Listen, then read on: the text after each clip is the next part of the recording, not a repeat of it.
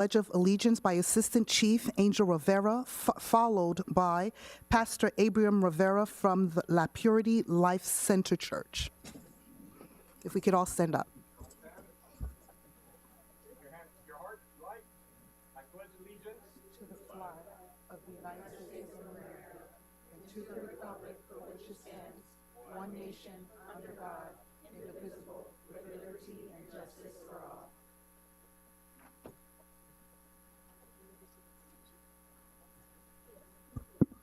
If we can remain standing for our invocation.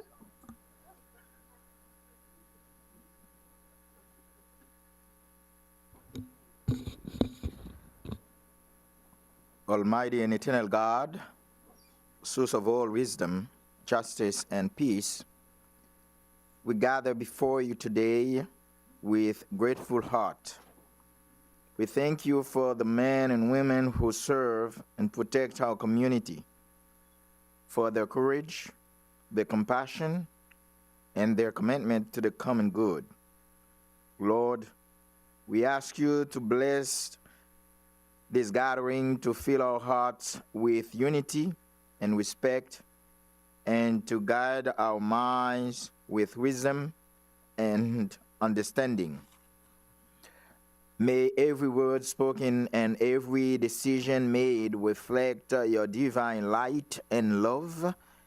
We pray for safety of all who wear the badge, that you protect them from harm, give them strength in moments of fear, and peace in times of uncertainty.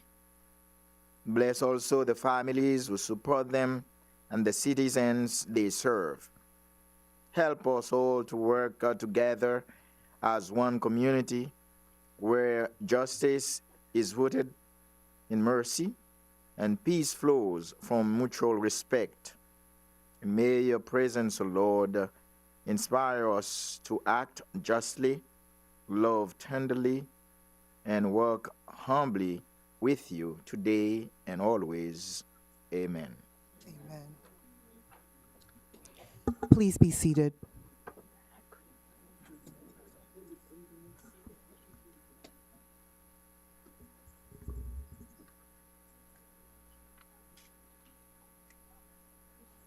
While the mayor is approaching, Mr. City Attorney, order of business, are there any addition, deletion, amendments, or referral? Yes. There is an addition for, to have as a co-sponsor on tab C, Mayor Alix Desoumé, as well as co-sponsor for tab D, Mayor Desoumé. Thank you, Madam Manager. So the order of business, so is that the only deletion amendment to the agenda? That's what we are? Yes, there's no There's additions, deletions. Thank you so much. Mr. Attorney, are we all set?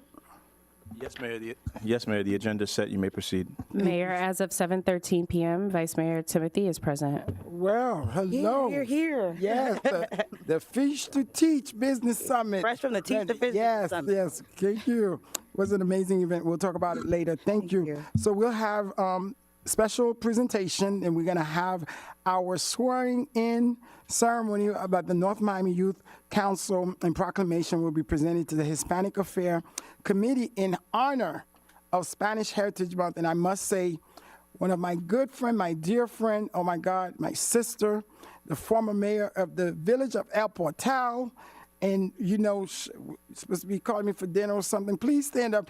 Claudia Cubello is here with us. Thank you, and she'll be, yeah, I know. Thank you, Claudia. And I don't see, yes, former mayor of El Portal, but I don't see any other elected officials here, so thank you so much. And we will have that, and then we'll do we'll do city events, and then hurricane preparedness. Oh, yes. Oh, my God. Well, listen, I'm getting old. We have the Honorable Judge Lodi Jean, from the whatever circus. I think we're the 13th. 11th. I know a lot of changes, so the 11th circus. Please, Judge. Is it 11th? Circuit. Not so. Well, Judge, we appreciate you, and she'll be swearing in. But please stand up, Judge, so we can see you. It's not too often we have a judge here, and we also have Commissioner, my friend Rachel R. I don't want to mess it up. How do we pronounce Rachel's? Rachel Strafer. Please stand up, Rachel. Please, Commissioner. Yeah. Thank you for joining us. Thank you so much. Anyone else? We normally have. Okay, we. Thank you so much. And now we are. Are we moving down or special presentation, and then we'll go from there. Mr. Paul Bazil, the library director, who is this the Youth Council advisor. Yes. Good evening, everyone. My name is Paul Bazil, Library Director. I also have the pleasure of serving as the Youth Council Liaison. This is my second year, going into my second year as a Youth Council Liaison. I learned a lot. I know a lot of people always pick on me because I'm the youngest director, but one thing about the Youth Council, they're going to definitely show you that you're not that young as you think. It's been a pleasure working with these teens so far. It's been about a month and a half. I've learned so much about them. They come from different backgrounds, different schools. I'm really excited to work with them this year. I hope they're excited to work with me as well. I think they are. They're shaking their head, yes. But I'm really excited to work with them. So far, we've learned a lot. We learned about Robert Rules of Order. We learned about what we project to do in the future, different activities. So tonight is a very special night. I'm very happy to see all the families. I'm very happy to see some of my Turner Tech past administration. Yes, Vice Mayor, Turner Tech Eagles in the building. So with that being said, I do want to recognize two groups here. We also have the Miramar Youth Council here. If you guys could please stand and be recognized. Thank you for coming. And in addition, we also have the Miami-Dade Youth Commission. If you could please stand and be recognized. Thank you.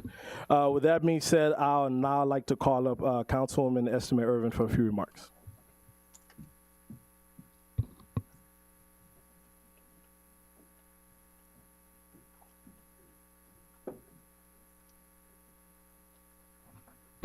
Good evening, everyone, and thank you for joining us on this special occasion. On February 11, 2020, our mayor and council sponsored an ordinance sponsored by a public servant establishing the North Miami Youth Council. The purpose of the North Miami Council is to provide the youth of North Miami with a vehicle to learn about government, participate in the process of the city of North Miami's government, represent and articulate the needs of the youth in the city, and advise mayor and council on matters affecting youth, teen population, especially city programs relating to youth teens. I am Mary Estimate Irvin, Councilwoman for District 3, the heartbeat of North Miami. Tonight, we have the distinct honor of swearing in the 4th cohort of North Miami Council right here in our beautiful city. It fills me with pride and joy to welcome a fully seated Youth Council this year, a true reflection of the rising enthusiasm, talent, and leadership among our young resident. The Youth Council is a platform for young leaders to dive into the civic engagement and discover how local government works from the inside out. It is about giving our youth a voice, a seat at the table, and the tools to change, to shape the future of North Miami. The mission of the North Miami Youth Council is to empower emerging leaders with firsthand experience in public service. These dedicated members will represent the needs of our youth, advise mayor and council on issues that matters to them, and offer thoughtful recommendation to enhance youth program, activities, and community relations across our cities. And now, the time that we've been waiting on. Without further delay, it is my pleasure and honor to introduce or reintroduce our Honorable Judge Lodi Jean of the Florida 11th Judicial Circuit Court, who will administer the official oath of the office of our newly appointed Youth Council.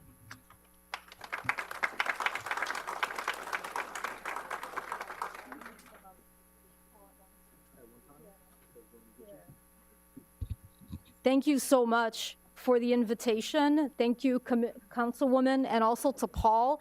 I think we all recognize the investment in our youth, and this council has dedicated time and a special place in tonight's meeting for that. And I commend them for taking this extra step in recognition of the investment in our youth.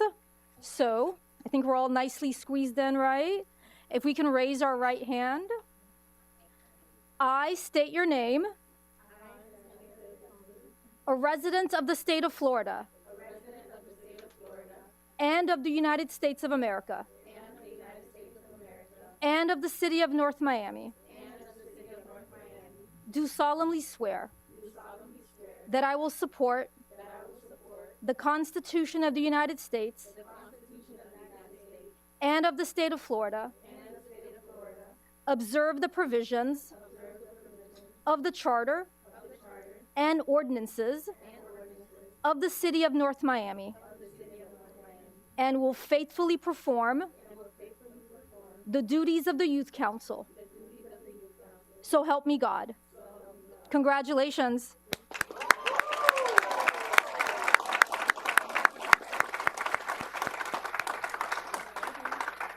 So I'll take a quick picture and then we'll bring in Councilwoman. Can I get in? Is that okay? Hold on 1 second.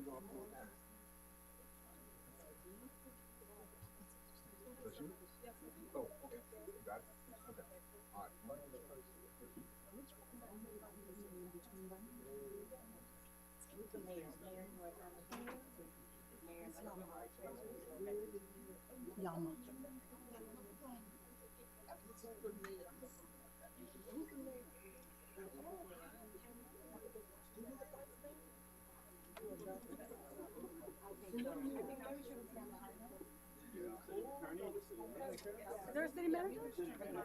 Yes. Hello, how are you? I'm good. Jeff, here's your city attorney. Jeff, here's your city attorney. Hello. We need to talk about the budget. It's already passed. Oh.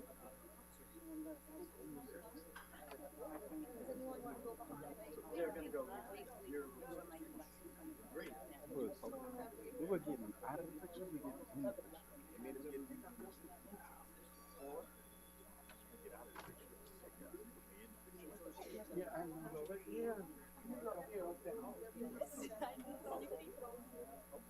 Guys, we gotta go. Let's go. Let's go. Let's go. We gotta go. All right, they're running again.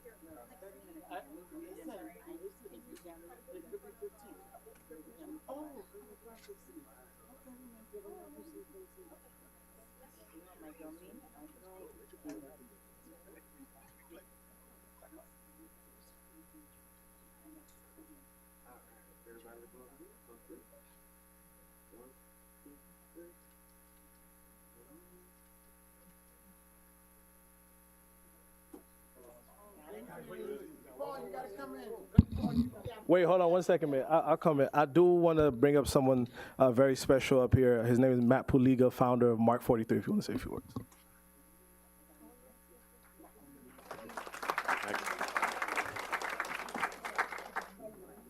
Good evening, everybody. Good evening, counselors, Congratulations. My name is Matt Paliga. I'm the co-founder and president of a company called Mark 43. And in short, we're doing some work with the North Miami Police Department, but that is not the thing that is important tonight. What is important tonight is all these young adults standing up here. A couple months ago, we were here doing some contractual stuff at a previous city council meeting, and there was a presentation on the docket. And the presentation was about all these guys proposing that they needed a big check to go to New York to do a youth city council conference. And our contract working with the city of North Miami Police Department was getting approved that night. And these poor guys got their first lesson in fiscal budget management when they heard that it was kind of the middle of a budget cycle and we can't just, conjure up $15,000 out of nowhere. But little did they know that there was, a group in the audience listening to this presentation that I'm sure they were so happy that they were asked to put together as a little side homework, right? And we heard that presentation, we kind of felt, it's probably doesn't feel exactly right that we are getting this contract right now where these guys who care about local government. They understand that big problems and small problems come in front of this committee every single month, every time there's a meeting here. And we want to be able to do whatever we can to support those that are excited about local government, excited about what they're doing, and candidly, I think really setting an example for every single adult in here. I think we can all learn something from them and what they care about so much. So we are super excited to present them with a giant commemorative check that I don't think we know how to cash yet at a bank for $15,000 for them to go to New York to the, wow, it was, Chief Gauss made it seem way smaller in the email. This is way bigger than anticipated. And we're actually we're headquartered in New York, so I think you guys are going in June, I think. So there absolutely has to be at least an afternoon or morning at the Mark 43 offices where, we want to, coach and teach whatever, we can about working in technology with, police officers and stuff like that. But selfishly, it's an opportunity for us to learn from you guys because you are so inspiring to everybody in this room. So we appreciate it. Thank you.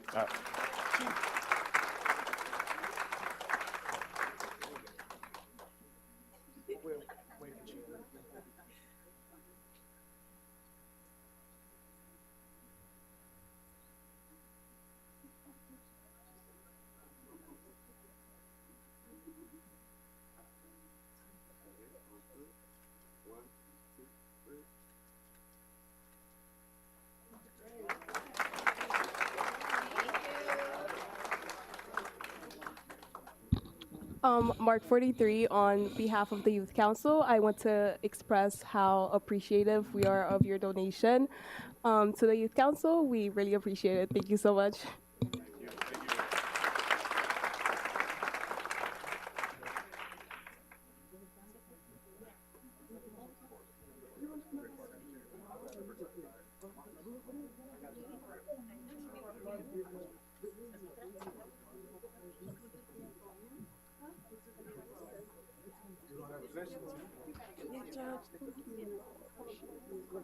Okay.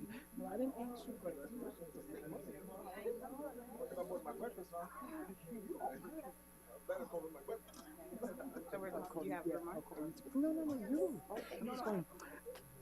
And now, to present the Hispanic Heritage Month Award to the amazing committee who have done so much. And I see the Ramos in the back, Andrea Ramos.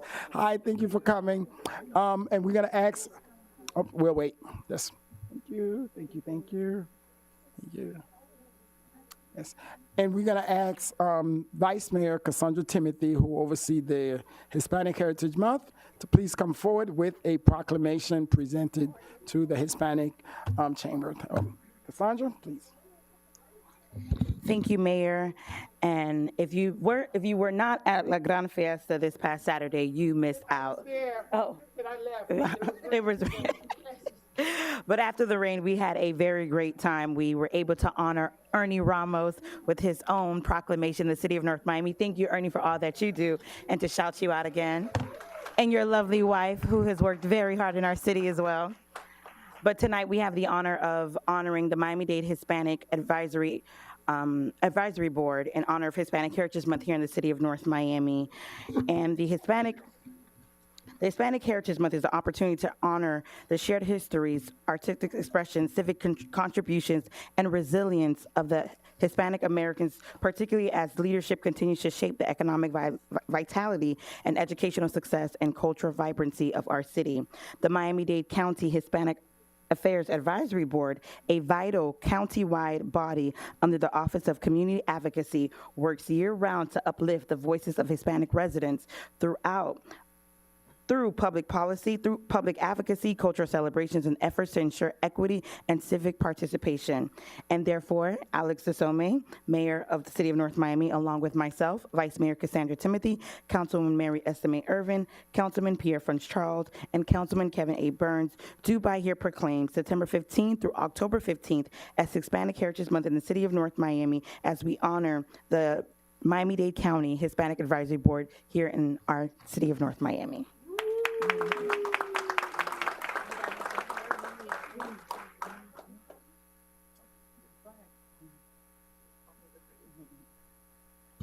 Good evening, everyone, and thank you so much for having all of us. I am here today joined by our Vice Chair, Karen Diaz-Granados, as well as Board Member Armando Rivas, ese mismo, and our Program Director, Dr. Grisela Marina from Miami-Dade County. My name is Claudia Cubillos, and on behalf of the Miami-Dade County Hispanic Advisory Board, I want to thank the entire commission on this special distinction and recognition. To us, it's really important to represent the Hispanic community during this month, but we do it every single day in Miami-Dade County throughout the year.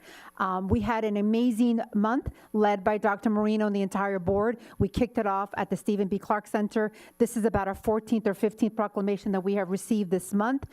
We have another one coming on Thursday, and we have the last one on Tuesday. So our goal is to unite the 34 municipalities, work together and collaborate, not only in the month of September through October, but throughout the entire month, throughout the entire year. I believe the next event that we'd like to collaborate and look forward to other cities that want to join us is March. We're going to do a Women's Health Month, and I think that's one. Anything else that you think that we are going to do in terms of events? But I know that that's one event. We are definitely looking for the cities to continue collaborating with us because we don't just represent one city, we represent all 34 cities as a board together on behalf of the Miami-Dade County. So again, my name is Claudia Cabillas. I want to thank all of you, and I definitely want to thank the board for recognizing us this month.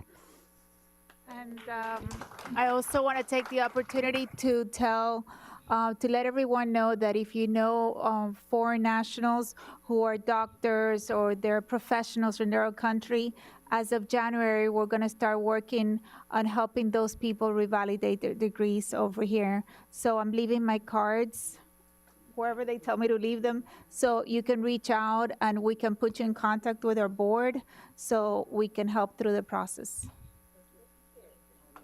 Again, thank you.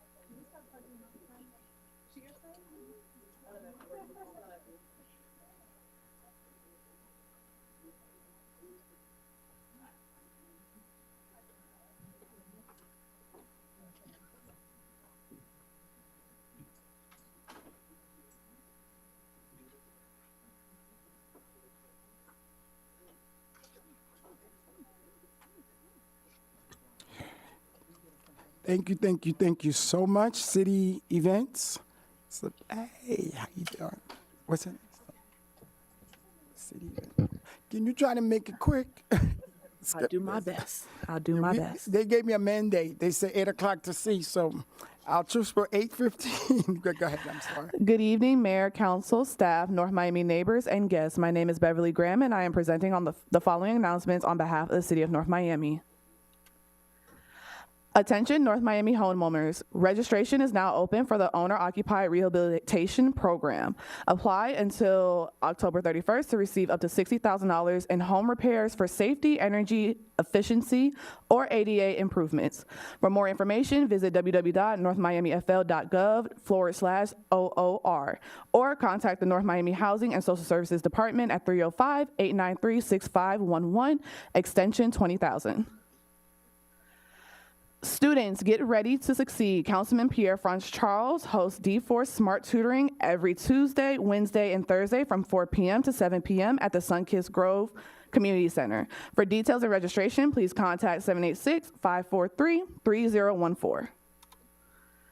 Join North Miami City Manager Teresa Thrillis, Esquire, for a special story time at the North Miami Public Library on Wednesday, October 5th at 4 p.m. Bring your children for an afternoon of stories, smiles, and community fun. For details, call 305-891-5535.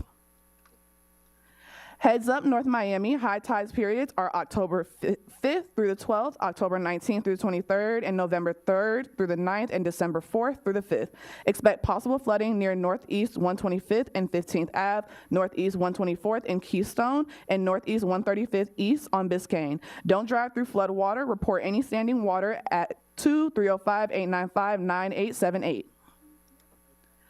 Parents, help your kids build money smart habits. Join us for Thinking Money for Kids, a fun financial literacy program held every Tuesday of the month now through November 18th from 4:30 to 6 p.m. at the North Miami Public Library. Boys and girls in grades 3 through 6 will explore saving, budgeting, and spending through hands-on activities. To register, please call the North Miami Public Library at 305-891-5535. Unleash your creativity with Canva Create at the North Miami Public Library every Thursday at 2:30 p.m. These free design classes are open to all ages and teaches participants how to create flyers, social media graphics, and more. To register, call the library at 305-891-5535. October is Teentober. Free teen events start at 2:30 p.m. Mondays are Movie and Makes, Tuesdays are line dancing, Wednesdays are Mocha at the library, and Fridays are Game On tournaments. Plus a teen Halloween party on Friday, October 31st. All teens are welcome. Join Vice Mayor Cassandra Timothy for a free speed and agilities camp at Sans Souci Courts every Tuesday and Thursday from October 14th through November 20th. Ages 5 through 8 are from 3:30 to 4:30 p.m. Ages 9 through 13 are 4:30 to 5:30 p.m. Spots are limited. Please register at speedandagilitiescamp.eventbrite.com.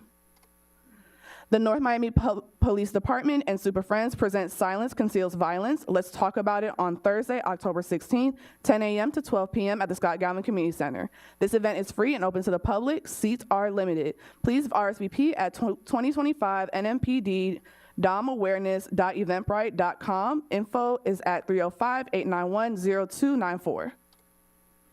The North Miami Commission for Women, in partnership with Councilwoman Estimé Irvin and Boricuan Medical Centers, invites you to the Breast Cancer Awareness Health Fair. The fair is scheduled to take place on Friday, October 17th at 11 a.m. at Mocha Plaza. Free screenings are on site for cholesterol, diabetes, blood pressure, STD, and rapid HIV testing. Please register for a pap smear and mental health screening as well. Spanish and Creole translators are available. RSVP at nomiwomenhealthfair.eventbrite.com. The Get in Gear Community Bike Ride has been rescheduled for this Saturday, October 18th. Join us at the Mocha Plaza. Registration begins at 8 a.m. and the ride begins at 8:30 a.m. sharp. Helmets are required. From October 20th to 26th, celebrate Florida City Government Week with Councilwoman Mary Estimé Irvin. Learn about civic education, collaboration, volunteerism, and more. For more information and see a full list of events, visit northmiamifl.gov/celebrate. Join a community dialogue with Rosario Concha and the North Miami Commission for Women during their monthly meeting on Tuesday, October 21st at 7 p.m. in the City Hall Council Chambers. This event is free to attend. Please register at nomiwomen.eventbrite.com. In honor of Gypsy Metellus, Vice Mayor Cassandra Timothy invites you to the street naming ceremony. The redesignation of Northeast 134th Street from Northeast 9th Avenue to West Dixie Highway will take place on Wednesday, October 22nd at 11 a.m. RSVP at gypsymetelluststreet.eventbrite.com. Councilwoman Mary Estimate Irvin invites you to the annual business breakfast on Thursday, October 23rd from 8:30 a.m. to 11 a.m. at the Joe Celestin Center. Please register by scanning the QR code on the screen or visiting 2025businessbreakfast.eventbrite.com. Councilman Pierre France Charles invites D4 residents to a town hall meeting on Thursday, October 23rd from 6 p.m. to 8 p.m. at the Sunkist Grove Community Center. Come hear about updates to the 2025-2026 budget allocations and learn about projects and assistance programs including up to $60,000 in home repairs and share your feedback. Join us for the Haunted Trails on Friday, October 24th from 7 p.m. to 11 p.m. at Enchanted Forest, Elaine Gordon Park. Enjoy scary hair rides, a costume contest, trunk or treat, and more.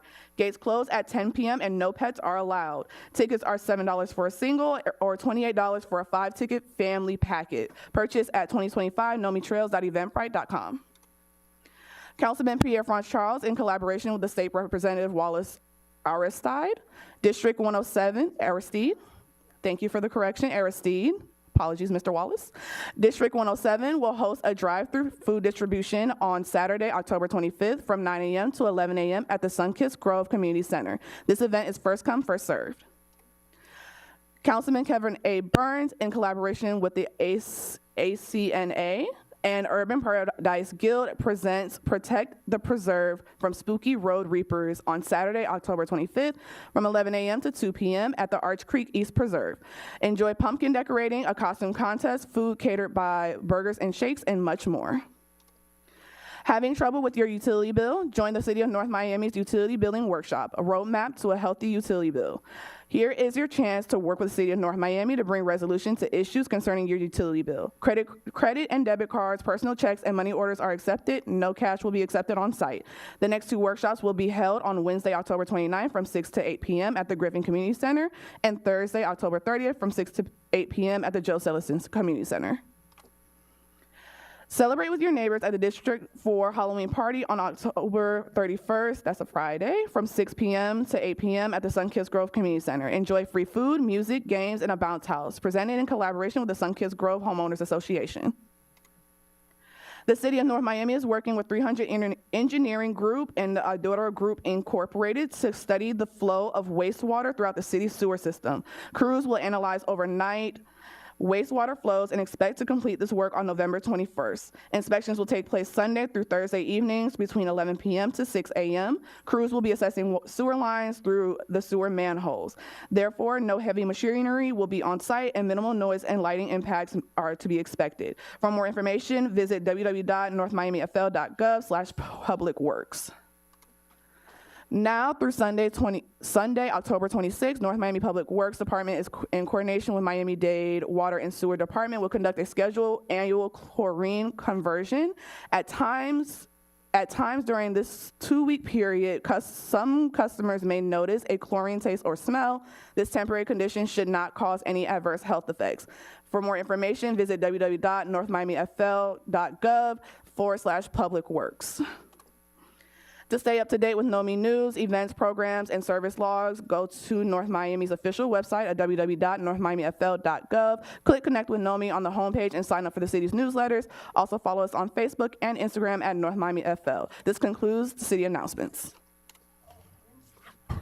Thank you, PIO. That was not too bad. That was good. With that being said, let's move to hurricane preparedness. Nothing. No storm, oh, wow. Assistant Chief Rivera. Go ahead. Angel Rivera, Assistant Chief of Police Department. I'll be standing in for emergency manager who could not be here. Luckily for all of us, I don't have much to report. Now, everyone here in South Florida should know that hurricane season runs from June 1st to November 30th, about 182 days. We're most of the way there with only 47 days left. However, we must stay vigilant. If you guys remember, at the beginning of the hurricane season, it was estimated that anywhere from 13 to 19 storms would be named in our region. Presently, we've had 10, with Aaron being the most notable, which was a hurricane that didn't make landfall, but was in the Outer Banks of North Carolina and caused a little bit of trouble on the eastern seaboard. Presently, there is a tropical storm out there, and let me be specific, way out there, about 2,000 miles east of us. It hasn't even entered the Caribbean Sea. The forecast is optimistic. They think the system is breaking down, and they don't anticipate any landfall, and as such, there are no present hurricane warnings or watches in effect.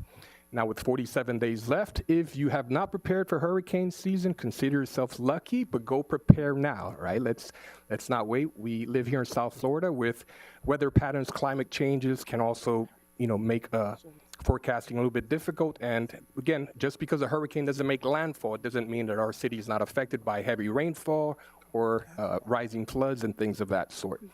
If you need more information, you can Google North Miami Emergency Management. There you'll see a website which has tons of resources, a hurricane preparedness kit, a checklist. It has even a flood map of flooding areas in our city. And then lastly, any other questions that are not answered there, you could always reach out to our police department at 305-891-0294. Mayor and council, that's all I have.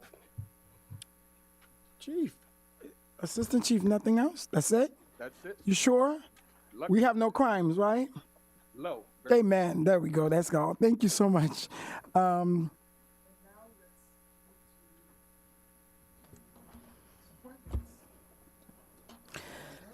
Yes, so I have two appointments. One is for Bernadette Pierre to the Centennial Committee by Councilman Pierre French Charles of District 4, and appointing Andrea Ramos to the Centennial Committee by Councilwoman Mary Estime Irvin, District 3. Right. Second. Let me ask a quick question. How do I appoint somebody to the committee? Do I send it to you, Madam Clerk? Yes. Thank you. Okay. I have a motion and a second to approve the board appointments. All in favor? Aye. Any opposed? Motion carries with a 5-0 vote. Thank you so much, Madam Clerk. And I do have to apologize. We are human, and this should not have happened because I do have one of my colleagues here, but I know her for so long. She was a commissioner, and so much was going on. So let me properly reintroduce Rachel Sheffield, the mayor of Sheffield of North Bay Village. Please, thank you. I'm sorry. It's only 34 of us. Well, with Mayor Carver, it's 35 of us, so we are close. So I'm sorry about that, Rachel. Thank you. All right. We have a packed agenda tonight, but we're going to do our best to move forward. Consent agenda, please. No, they got to read first. Wait. Unless a member of the City Council wishes to remove a specific item from this portion of the agenda, tabs A through E constitute the consent agenda. These resolutions and items are self-explanatory and are not expected to require additional review or discussion. These items will be recorded as individually numbered resolutions adopted unanimously by the following motion: that the consent agenda comprised of tabs A through E be adopted. I have a motion made by Councilman Burns to approve the consent agenda. Seconded. The motion was seconded by Councilwoman Estime Irvin. All in favor? Aye. Any opposed? The motion carries with a 5-0 vote. Thank you. Yes. For tab E, if you just go down on the background, third line, and there's a third line at the end. After I'm not sure what you're referring to exactly. Tab E? I'm at tab E. Mm-hmm. If you just go right on the background. Yeah, your mic is, off. Yeah, just right on the background. If you go down to the third line. Are you talking about the background? Yeah, there's a typo. Attachment. Or the attachment. Yeah, there's a typo right there. So just please fix that. So I still don't know what you're talking about. Justice. There's the resolution or the council report? The council report. Just right on the council report. Okay. Mm-hmm. The third line? Third line, yeah. At the very, very end, the last word. Justice. Should be justice. Yeah. The T is missing. The T is missing, so. All right. All right, now 5 words. Is that all, Councilman? Yes, that's about it. Yeah, that's it. Thank you. And now we are, where are we? Is it A through E and F? Tab F. Tab F, a proposed resolution of the mayor and city council of the city of North Miami, Florida, adopting a revised classification and pay plan for classified and unclassified employees of the city for the 2025-2026 fiscal year, providing for an effective date and all other purposes. Tab F. Good evening, Mayor and Council. Angela Reyes, Interim Personnel Director. I'm here presenting the pay plan for fiscal year 25-26.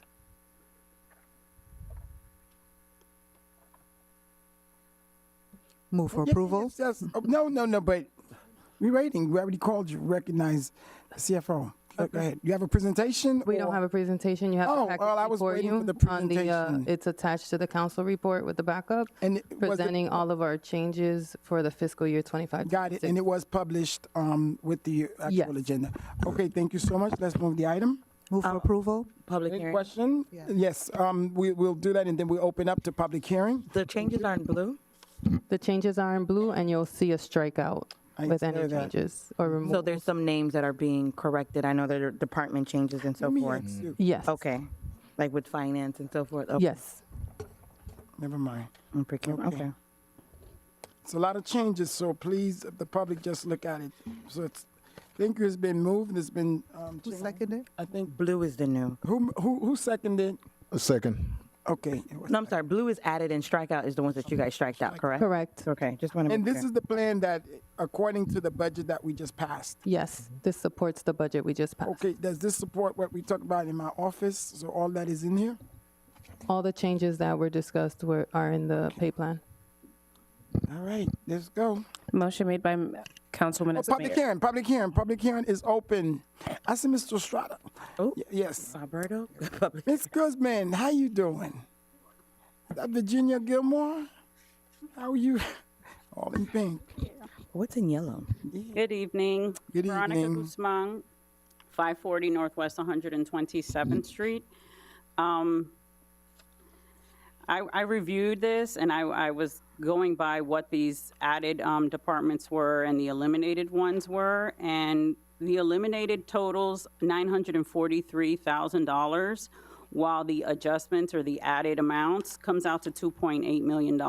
And I want to know why such a discrepancy and why the need for so much money. I understand that we need city staff in order to run this city properly, but I feel like it's an exorbitant amount of money and just such a discrepancy between removing and eliminating positions to the new positions and the new adjustments to the existing positions that have been added. Thank you.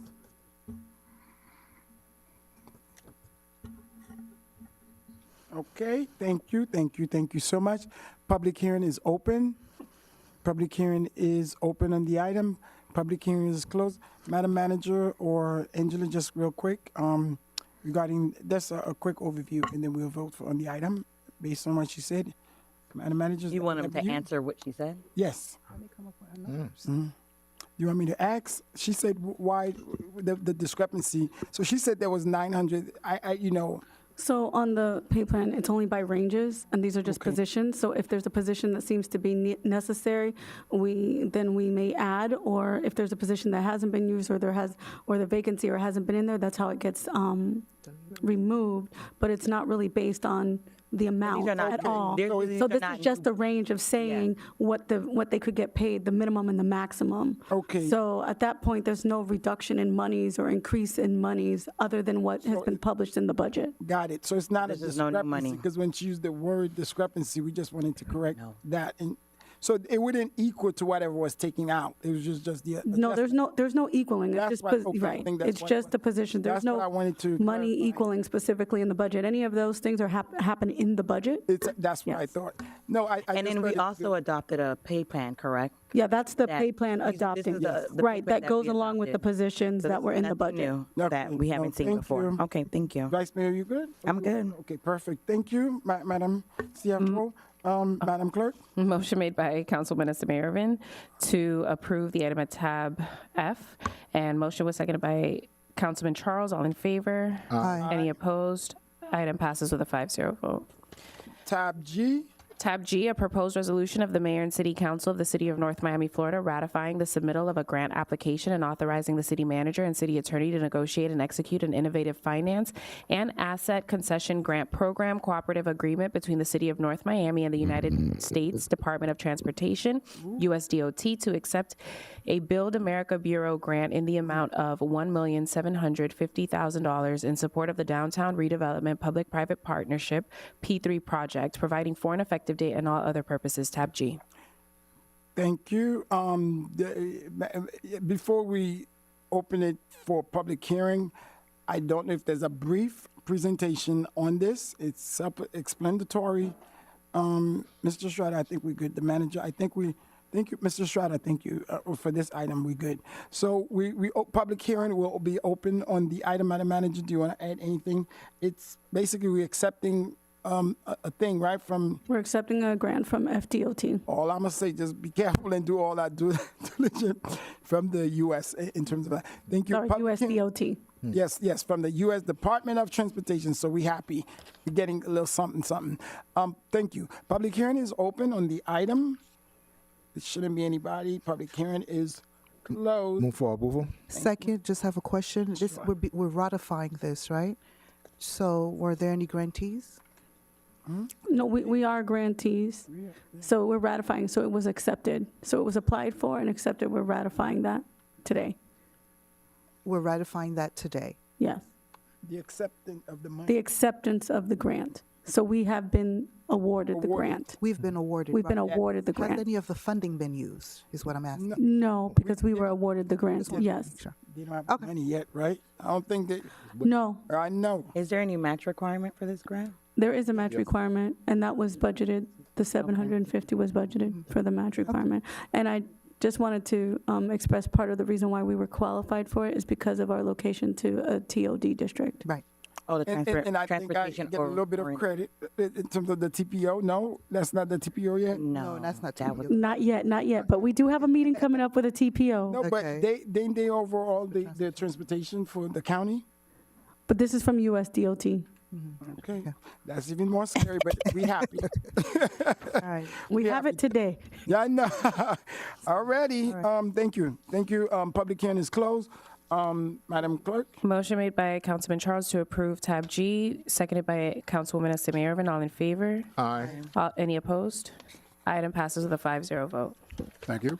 Tab H, a proposed resolution of the Mayor and City Council of the City of North Miami, Florida, authorizing an increase to the project contingency amount for the Cagney Park North Phase 1 project from the current 5% to 10%, resulting in an increase not to exceed $767,846 to the current project contingency amount, to ensure city's ability to address changes and modifications needed for the successful and timely completion of the project, providing for an effective date and all other purposes. Tab H.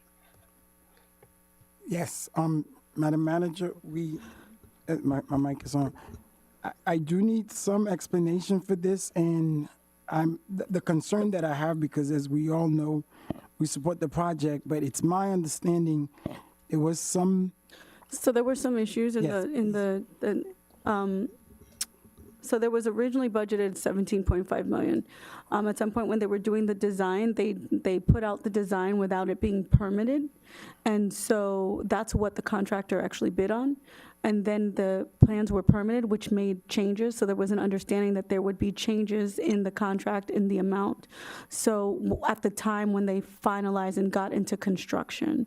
So you're seeing contingency that could be up to 10%. Right now, we're not at that full 10%. Jesus. But the reason why we're asking for the 10% is because most of the change orders are time sensitive, meaning that if we don't do it, there could be a penalty for the day or it could delay the project. So we're just asking to increase the contingency to 10% so that I can make change orders as they come in so that we don't have any more delays.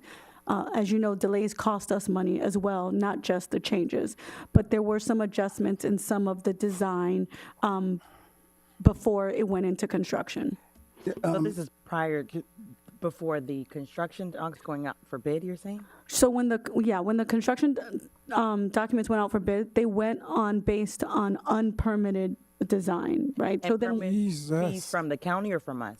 Just to be Well, permitted design, so that means like it's an architect, that's from us. So so our architects designed it, and it wasn't permitted yet. So when it got into the permitted part, then there had to be changes so that it could be permitted, and that's the basis for the contractor starting on the construction. So based on that, there were understood, agreed upon changes that would be different in terms of the cost, because the contractor bid on something, but it wasn't the exact plan when we got to the construction. We're hopeful that this would be enough, but there were some changes with some of the designs. Okay.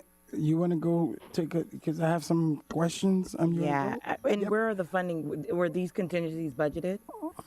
At the time, no, but we, in our capital plan, we're putting money aside for that. And are we putting more aside? Because as you know, with construction, when you start and you start digging, you run into several, hiccups or issues or pipes or this, that, and a third. What is the total amount that you guys have budgeted for? Yeah. So it was 17.5 and then add like another 1 point. Currently, we're asking for an additional 767,000, and there was 767,000 already there. So that's about 1.5. So 1.5 million in. Yes, that we could go up to, but right now we don't expect that. That's not what we have change orders for at this time. So it's half of that. And do you have a staff member dedicated to this project, just to ensure? There is a staff member dedicated to the project as the project manager. Our regular capital improvement person? Or I'm sorry? Beyond the capital improvement manager or someone else? There is a projects a manager for this project. Okay. I'm sorry, Mayor. You done, Vice Mayor? Okay, Madam Manager, here's my concern, and we need to stop. That's number one. Because right now, we already passed the budget, and this ain't got nothing to do with parks or anything like that. But this is really concerning to us, at least to me. Because we passed the budget, we don't even know what's happening. And I'm gonna find out something, and I'll ask Madam Manager if your administration could find out, because I have a concern. How would staff gave us, I was under the impression when I voted for this back, however when, that the design was complete and we knew. So I need to figure out, number one, did somebody come here and lie, which it's illegal for them to do? I'm concerned about that. How did we went from that for that to be moving? And if that's the case, you need to find out complete the design, because we need to stop. Because we could be like 20 million or 30 million, because we don't know. And I understand we're trying to do all our due diligence, but staff should have never brought something to us. And I think everybody was under the impression, and I believe, and I don't have time to watch the tape, but I'm sure some residents, they would. When this thing came up, I asked the question, or somebody asked the question, is that all, and it could have been Vice Mayor or something, is that all the money that we need for this park? They say yes. And I think we, at that time, because as you know, we had like 3 or 4 grand opening of this thing. So we thought, I did, because I'm here representing the public. This is really concerning. So I just want to correct the record that they, the design, the issue was that the design was complete. So I'm not sure what was said here, because I wasn't here at the time, but the design was complete with unpermitted plans. That's what I'm. So then there's a design complete after you permit the plans, and there was changes there. And then there was an understanding that what the contractor bid the design changed a little bit there. So I think when it was presented to the board at the time, and I wasn't here, but I'll say, I think when it was presented, there was an understanding that the design was complete, but it was different from when the contractor actually bid, which created differences. Which I know, because we all have done homes in our, remodel and all this, and I got one I'm trying to do for 10 years, so I know, and especially now. But the concern when we are with the stewards of the people's money is that the due diligence should have been on our part. And whoever, they should have said to us, well, and we all know, but if we saying, let me ask this question then maybe, and as uncomfortable as I am about this, is the 10%, like the 1.5 would be the final, because it's like, Because I think what you if it was guys, 10 million? I think they That was the budgeted difference. 5% contingency, Yeah. correct? And then now we had to go up to 10% because Yeah, of this issue. it was budgeted for 5% contingency, so the real additional that wasn't expected was the additional 5%, at least that's my understanding. We hope that it doesn't go there. I do not have change orders today that take us to the full 10%. I just have that to the 10% in hopes that that'll be the cap. Well, that's, Do you guys provide, I'm sorry, Mayor, go do you ahead, guys go ahead. provide incentives for the contractors to finish before time? Like I know there's other cities that will provide any type of credits or. I mean, I've seen that in other contracts. I don't believe that that was negotiated in this contract. What'd you say, Kevin? Is it I have a, course not? What you I have mean a- by that?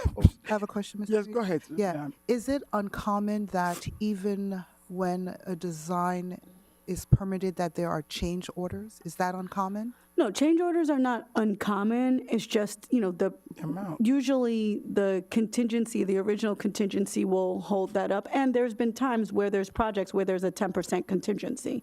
So it's not necessarily uncommon.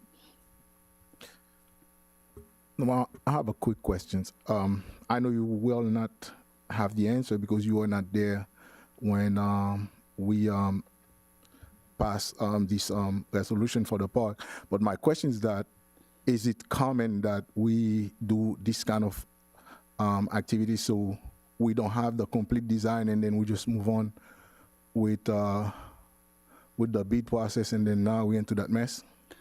So there's two parts to that. Sometimes you go in with unpermitted plans because if the market is still going up in terms of the cost, you may put it in the unpermitted plans, and the difference between the unpermitted and the permitted could be less than waiting another 6 to 7 months and the price is going up. So at the time, I can't speak to why the decision was made, but I can't unequivocally say to you it would have cost us less if we had exactly those percentage, but I can say if it was going to take longer to get them all permitted, another 6 to 7 months, you wouldn't have it on the ground, and the cost could have gone up tremendously. And as you know, over the years, construction costs have gone up. So I can't speak to the decision, but there was a decision to weigh in that moment. And my follow-up question, just like the mayor, I am kind of not so at ease with it. This is a situation that we don't want to be in because there's no way to explain it. Is there any way that we work to prevent things like that to happen in the future? I think generally, I could never say that there wouldn't be change orders to a thing because there's I'm also okay. yeah, Madam but we Manager, try I'm okay not with change orders, but Right, the way this one is happening is like it is like. yeah. There's It is a there's hot mess. significant. Normally, try to keep somewhere between definitely under the 10%, and we will work towards the future in our other projects to try to get projects done with the least minimal amount. The other thing, there is human error. So if there's a design flaw, sometimes that's something that can't that we can't account for. But the other thing is that sometimes change orders provide credits. Recently, one of our change orders was a credit to us. So we are vigorously negotiating the change orders so that we can limit the amount of cost for us, and where there's opportunities for us to get back, gain credit, or gain time, we do that as well. Thank you. Right. Done? Go ahead. Right. I'd just like to make Councilwoman. this last comment and just want to make sure that the board remembers. We've had these monies or abilities for a couple of years, and the cost of construction keeps rising, and so I thought it was extremely, I understand, and I'm usually don't like to see big change orders, but I truly believe that if we did not start on this project, that our cost of construction, by the way, this is only phase 1. And there's What does phase that 2. mean? Right. What that mean? That means there's a second phase of this project that has not been currently budgeted. So wait a minute. So why are we building a park? I thought, see, I thought the meeting was not going to be long, but it was my understanding. I asked that many a time. Do we have all the money for the thing? They said yes. So we had all the money was there for phase 1. How many phases are there? There's 2 phases. There was always that, and what was presented in the design for Phase 1, all the money was there for it.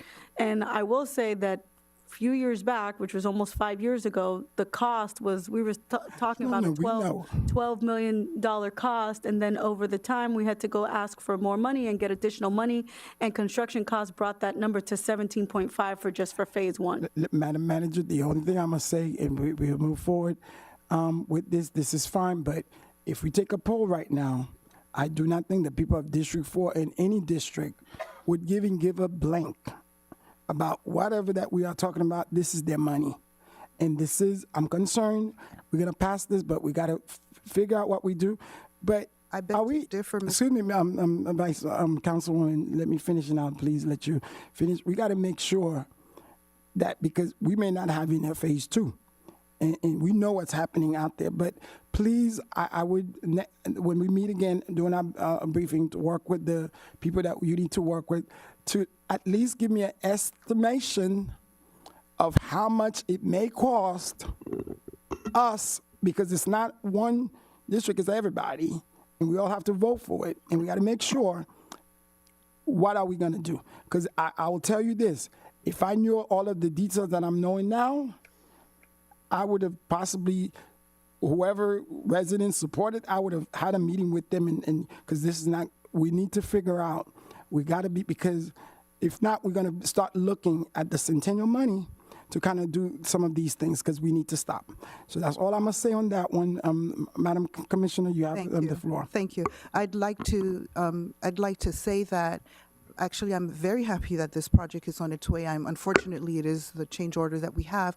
The residents of District 3, is where the park is located, and granted it's a citywide park, have continuously asked me, when is this project going to finish? Continuously. This is something that has been promised to the community over a decade ago, and so I just want to put on the record that residents of District 3, where this is related, have personally asked me and are very excited that we are in the construction phase, and we're about to hopefully next year complete Phase 1.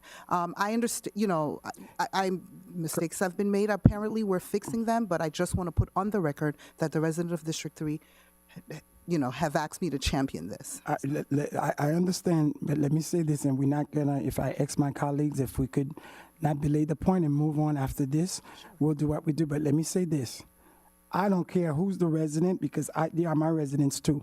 Like I said, they could call me. I'm the mayor, and I'm saying this tonight.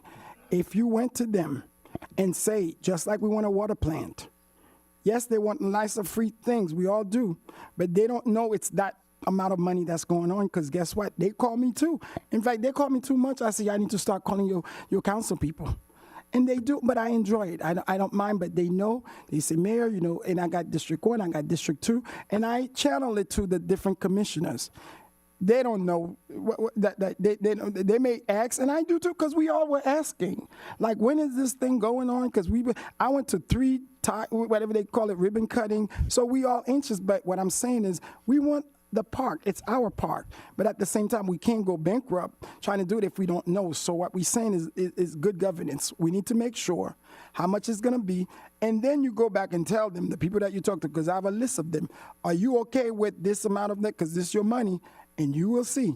Just like that, they have said to me, we want a water plant. We need a water plant. They said, Mayor, you got, and I promised them we're working to get them the money. But if you tell them right now, this is life or death, this is water, but it's going to cost you $400 million to build, I bet you're going to see, Mayor, listen, that's the reality. We all want the park, but at the end of the day, we need to be responsible, fiscally responsible. Yes, we're saying that we don't even know how much this park is going to cost us. We don't even know if we're going to get it done. Let's start there, because we don't know. And then we're sitting here saying the residents want it. Yeah, they might want it, and let them come and talk to me. I will tell them, you want this, you cannot afford it. If you do, we're going to do a tax. And I bet you, we'll have so many people here, all of us. We won't even know. So I'm just being real and the reality of it. And then Mr. Mayor, thank you if you so allow me to answer, do you want us to? Yes, please. Yes, I'd go like ahead, to ma'am. answer that because you talked about being fiscally responsible, and I'd like to answer to that. On top of this, I have personally been advocating to our state and federal officials to find the extra funding. We have a lot of lobbyists working on finding extra funding for our parks. I just want to put that on record as well. Commissioner, you know, we are a team here, and this ain't got nothing to do with you, but I'm just saying, too, let me say this to you. If we're going to go with that. I think Councilman Burns, Mayor, had something to say, too, so let's not have him. Okay, after this, but there's nobody getting nothing from the Fed. So let's just be real on that one, or the state. So if you do, hey, go ahead, Councilman. Madam Manager, of the particular change orders that you have now, what principle are they coming from? Is it, as far as the design goes, is it the design that the permitting process, was it in the mechanical, was it in the structural design, was it in the, what electrical capacity, what are the change orders coming into? And you refer to when they got permitted, and yes, Miami-Dade County or Durham or us could require additional information or work that was not in the original architecture. So what areas of design were the most of the change orders coming from? I would have to get back to you on that. Off of my top of my head, I can remember there were some changes based on lead issues, trying to make it a lead building, but I'll get back to you on the different change orders. Okay, and then sometimes when you do change orders, sometimes there's just site conditions, and that's a fact of life. Sometimes there are architect's errors, there's engineering errors, and so forth. And do you try to balance that out where you hold the professional liable for their miscalculation and their mess up when it has nothing to do, or something that they should have known should not cost us a $50,000 or $60,000 change order if it's something within their purview that they should have known, and it wasn't unforeseen, as opposed to something that happens while on site, you hit something out there, and those things, you cannot avoid. Yeah, so I think that the process is that they'll bring up an issue that'll be the change, and then depending on what it is, right, we'll have our architect come in. Sometimes there is an issue. It could be on our side, it could be on design. It could be something that was not very clear in the actual design plans. So even the change of a word can make it look differently for the contractor. And so if that wasn't explained correctly, which I believe may have happened, that can make a difference in where they put something, and that when they realize that, that's when it comes to the change. So they are vigorously negotiated. In fact, we negotiate how much time should be the delay, how much it should actually cost us, and then anytime we receive a change order, it goes through our consultants to look at it also and look through it, and then we negotiate it. Okay. So we try our best. I would say in the future when we do citywide projects like this, that we err on the side of a larger contingency backup plan so that we don't have this particular scenario. And is there at some point in time where we will get a recap on the change orders or a presentation to the council to know where these change orders are happening and the dollar amount? Because you have to spend, I agree, I'm going to go along with this because you need it.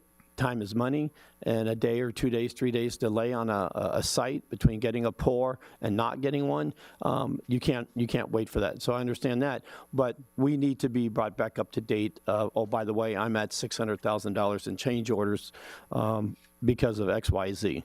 Will we get that at some point in time? You will. I have been working through them. When I got here, we were already at like change order 3 to 5, so we're working on that. No, 3 through 5.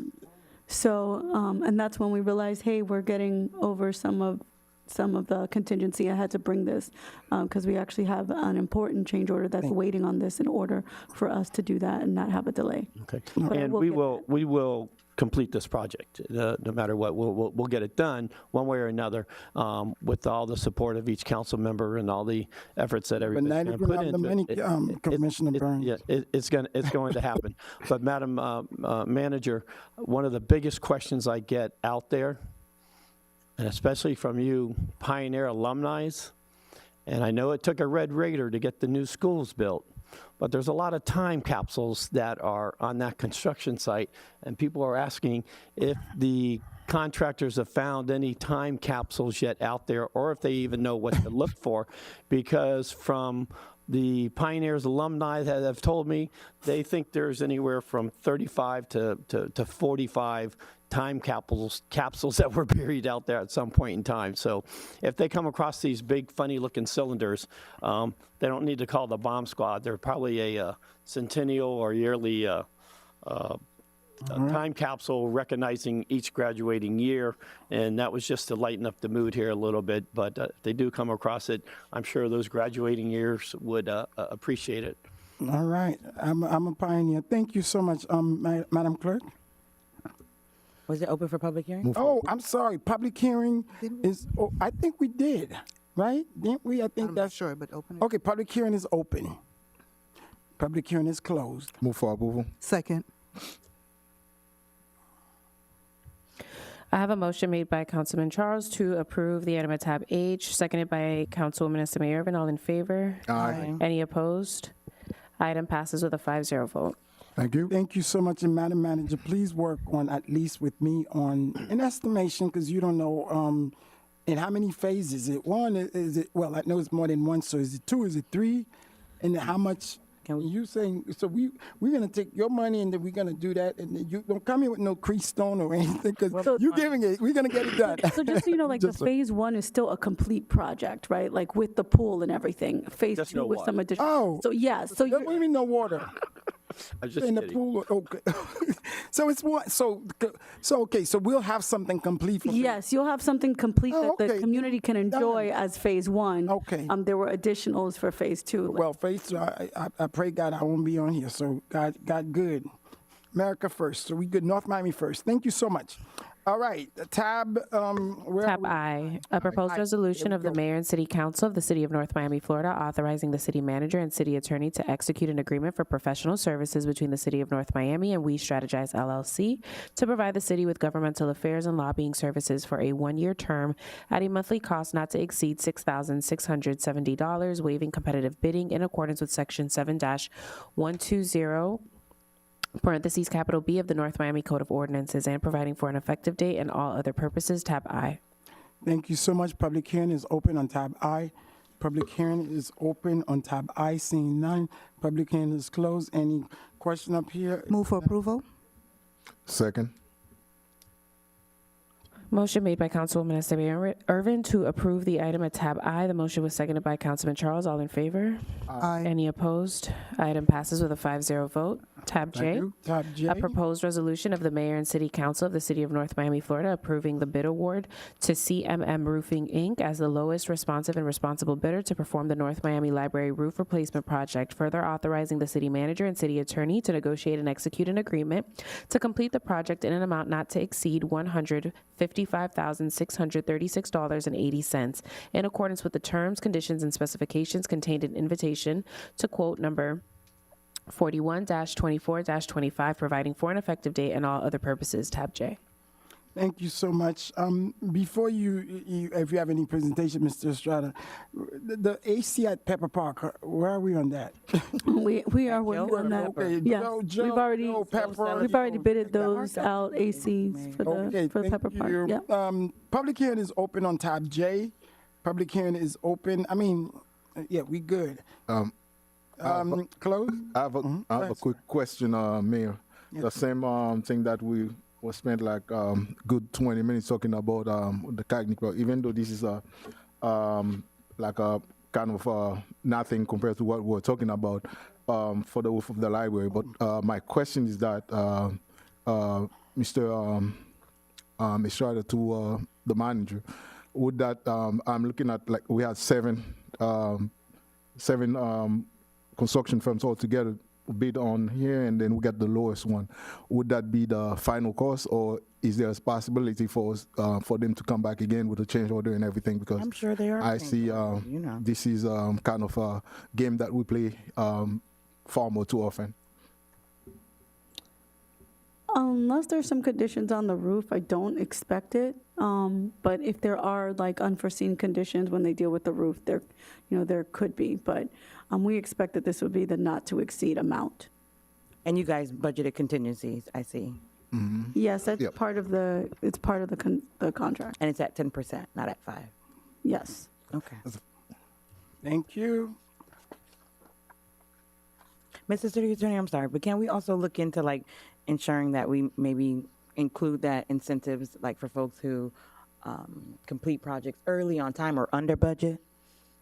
I mean, those incentives are usually more money. More money now. So we can do it, but it doesn't it guarantee that you get a cheaper project. Gotcha. Thank you. Thank you. Go ahead, Commissioner. Madam Manager, do we require a performance bond for these? Yes, we have to. Yeah. Okay. Okay.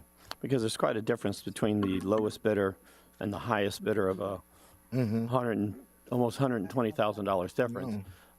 That's a pretty big stretch. Yeah, big gap. So normally in the bids, you kind of take out, you have the lowest, but when the high is very far apart, that's usually a takeout. There's people that are charging a much higher rate. Really, you look to see, like, are there similarities in between and what the distance are the ones in between to make a distinction of whether or not a low bid is, an appropriate low bid rather than just a low bid to get the contract. And then usually there's an estimation, so you know that it's somewhere in the realm of the estimation, which tells you that this is an appropriate low bid. Yeah, because that's, as somebody just stated, that they come in very low, and the next thing you know, the change orders come in, and they're back up to being almost the highest bidder. But the roof needs to be done. Move for approval. Second. I have a motion made by Councilman Charles to approve the item at tab J. The motion was seconded by Vice Mayor Timothy. All in favor? Aye. Any opposed? Item passes with a 5-0 vote. Tab Thank K. you. Before we move forward, it's my understanding, the other folks here, what are we doing with tab I? Are we tab R? I'm sorry. Because they don't want it. If we're going to defer it, I could tell them they could dismiss. Are they? Right, so I'd like to make a motion to table type R Okay. to the next meeting. Okay. Second. All right. Okay. Mr. Mayor, I just want to voice my concern that it's pretty Right. disappointing that at the 11th hour, that an item, a very simple item such as this one, is being deferred, especially if people like to talk about things being done in their particular district. Deferring something that has gone out to the public for not just one, but 2 very well-attended community meetings. But if it is indeed just to the next council meeting that it's going to be put on, so be it. But every time us as a council, and I'm going to say it now, delay somebody's project, time is money. Time, we did here. Time is money. Financing commitments, whether it's this project or anybody else's project, it's easy for us, for the building department, somebody to delay a project or send plans back, or us as a council defer it for 30, 60, 12 days. It costs somebody money, and banks, it's tough getting bank loans.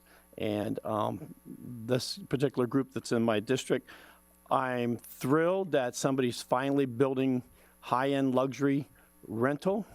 We're finally getting a few new high-end properties that are going to pay for a lot of the other things that it's going to support in the rest of the city. So I'm very glad that that's coming to this district, and so undersized of what could be there. So the community, at least the district that it's going to be placed in, is looking forward to it. We have thousands of approved workforce and affordable housings that are approved within the city, and it's a very, very important part of our community and our housing needs.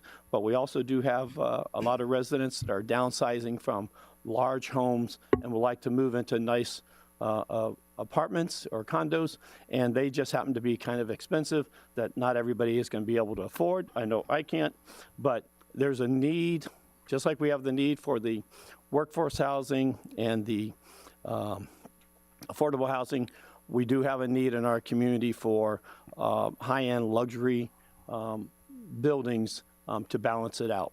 And I would go along, since the councilwoman is asking to defer it to the next council meeting. What are you talking I about? think Mary just moved it, didn't she? Okay.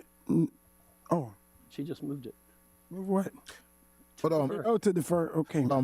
quickly, if I may, Mr. Mayor, Councilman Burns said that like such an undersized project, is that the word that you use?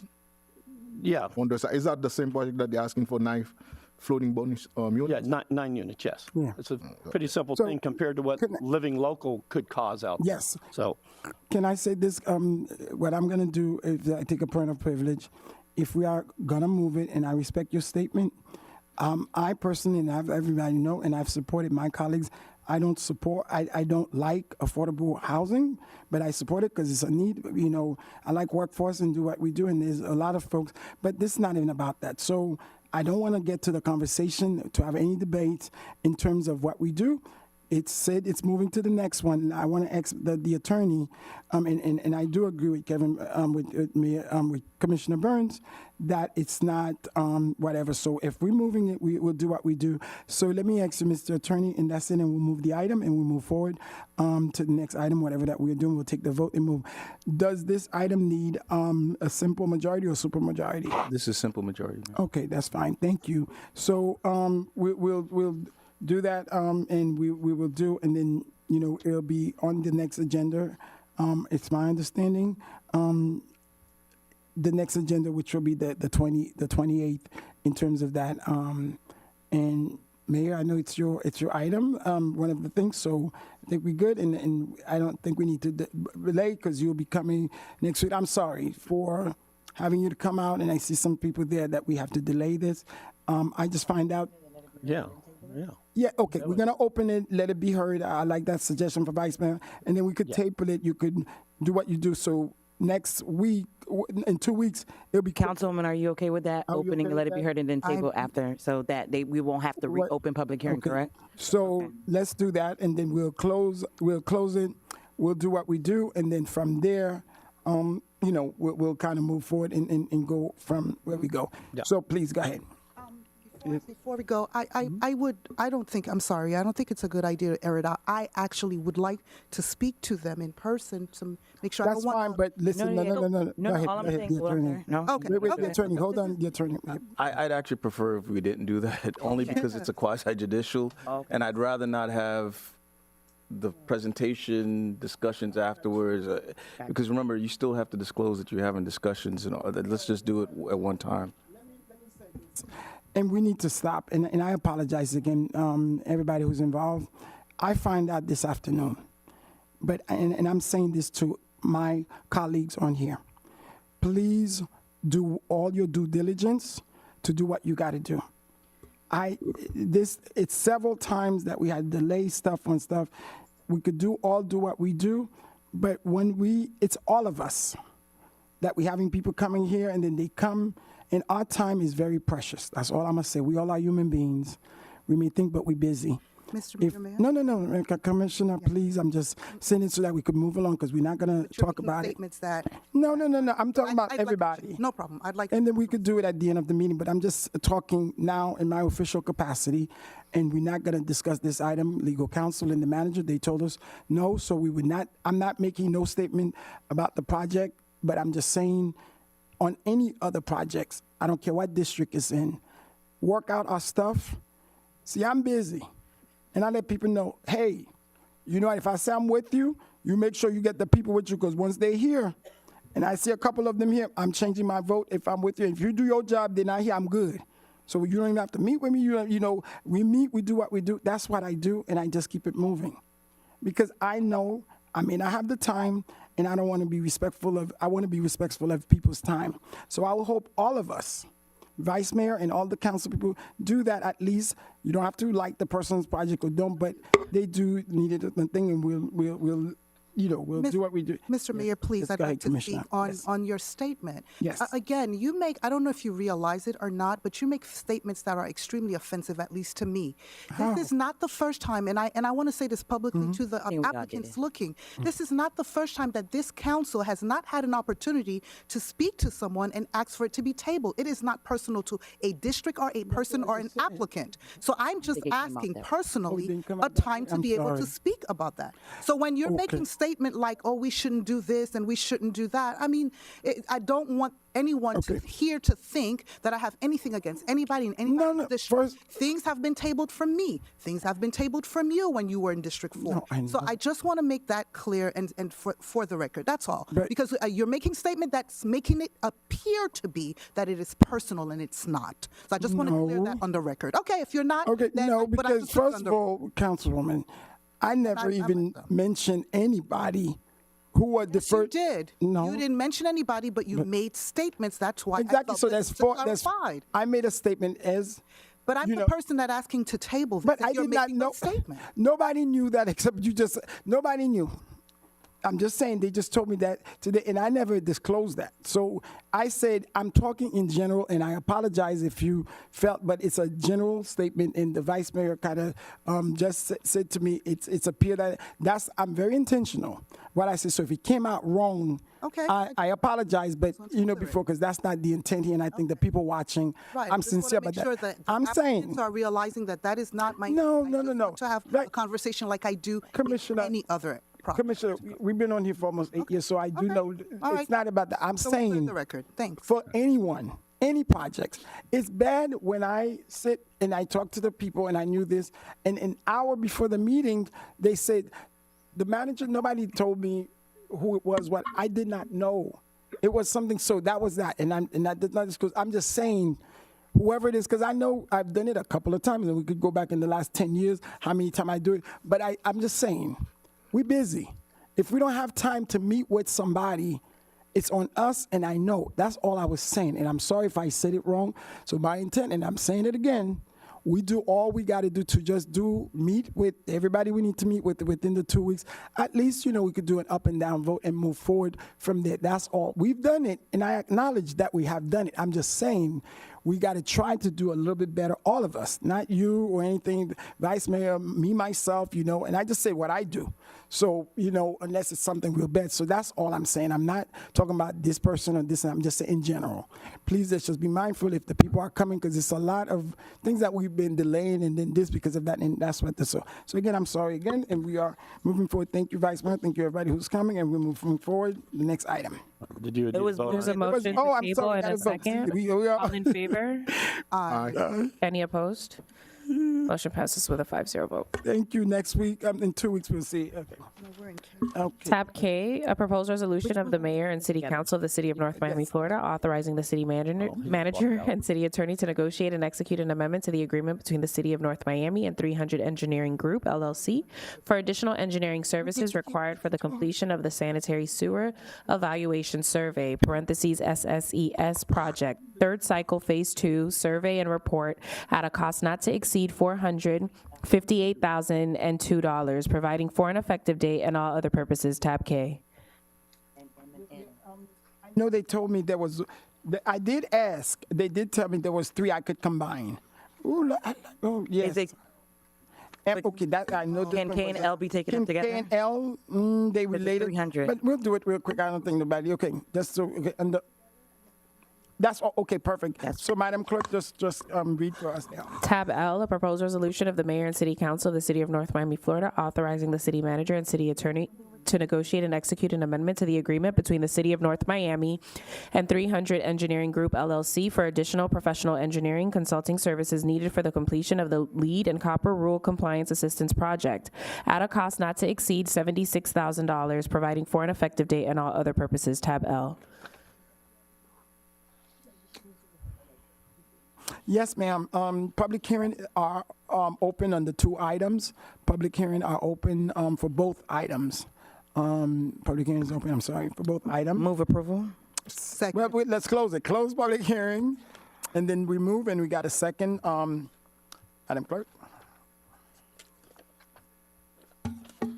Motion made to approve the item at tab K, seconded by, motion made by Vice Mayor Timothy to approve the item at tab K and L. The motion was seconded by Councilwoman Estime Irvin. All in favor? Aye. Any opposed? Item passes with a 5-0 vote. Thank you. Tab M, a proposed resolution. Yes, I heard. A proposed resolution of the Mayor and City Council of the City of North Miami, Florida, authorizing the city manager and city attorney to negotiate and execute an extension to the agreement with Brown & Brown of Florida, Inc., doing business as T.R. Jones and Company for a one-year term to provide for the continuation of excess workers' compensation coverage services at an amount not to exceed $242,539, providing for an effective date and all other purposes. Tab N, a proposed resolution of the Mayor and City Council of the City of North Miami, Florida, authorizing the city manager and city attorney to negotiate and execute an extension to the agreement between the City of North Miami and Risk Management Associates, Inc., doing business as Public Risk Insurance Advisors, a wholly owned subsidiary of Brown & Brown of Florida, for the continuation of police professional liability coverage services at an amount not to exceed $306,263, providing for an effective date and all other purposes. Tab O, a proposed resolution of the Mayor and City Council of the City of North Miami, Florida, authorizing the city manager and city attorney to negotiate and execute an extension to the agreement with Risk Management Associates, Inc., doing business as Public Risk Insurance Advisors, a wholly owned subsidiary of Brown & Brown of Florida, for the continuation of public officials liability / employment practices liability coverage services at an amount not to exceed $108,329, providing for an effective date and all other purposes. Tab O. Thank you so much, Madam Clerk. Any presentation brief? I don't think it's Public hearing? self-explanatory. I mean, it's. These and if items it's are you, our sir. three insurance, No, go ahead, Madam Manager. Sorry, these items are our three insurance coverages. We have our excess workers' compensation insurance, our police professional liability insurance, as well as our public officials and employment practices liability insurance. All right, thank you so much, ma'am. Public hearing is open on the item. Public hearing is open. Ma'am, you coming? Oh, okay, I thought she was coming. Public hearing is closed. For approval? Second. I have a motion made by Councilwoman Estime Irvin to approve the items at tabs M, N, and O. The motion was seconded by Vice Mayor Timothy. All in favor? Aye. Any opposed? Item passes with a 5-0 vote. Thank you. Thank you. Tab P. Risk management, thank you. You say tab E. P. P as in Paul. Okay, P. A proposed first reading ordinance of the Mayor and City Council of the City of North Miami, Florida, creating a new Chapter 20 of the City of North Miami Code of Ordinances entitled Traffic and Vehicles to establish a parking management administration, a parking fund, the use of pay parking technology for curbside management, regulations for parking permits and valet parking, penalties and enforcement, repealing in their entirety Chapter 11, Articles 10 and 11, entitled Towing of Motor Vehicles and Controlled Residential Parking Areas, to provide for their relocation into the newly created Chapter 20, providing for repeal, conflict, severability, codification, and an effective date. Tab P. Thank you so much. Public hearing is open on tab P. Public hearing seen none. Move approval. Go ahead, sir. Can we have the management give a presentation on what this Not means? tonight. If I would ask, unless you want a brief one. But I don't. No. Brief, okay. No. That's fine, Madam Manager. Is there a presentation, Madam Manager? Oh, So, I mean, I can speak briefly. on Yeah, it. it's So attorney. basically, we know we've talked about parking in the past as part of P3, and it's come up in different aspects. The residential parking, we've had issues with towing. There's a whole lot of issues with parking in the city. This is not the.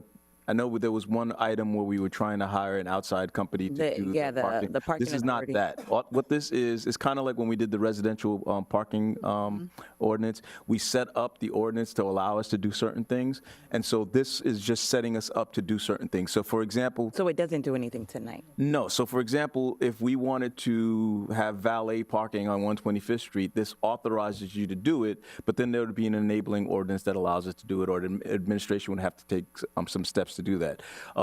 We've had issues on 7th Avenue. This week we learned about the tractor trailers parking on there.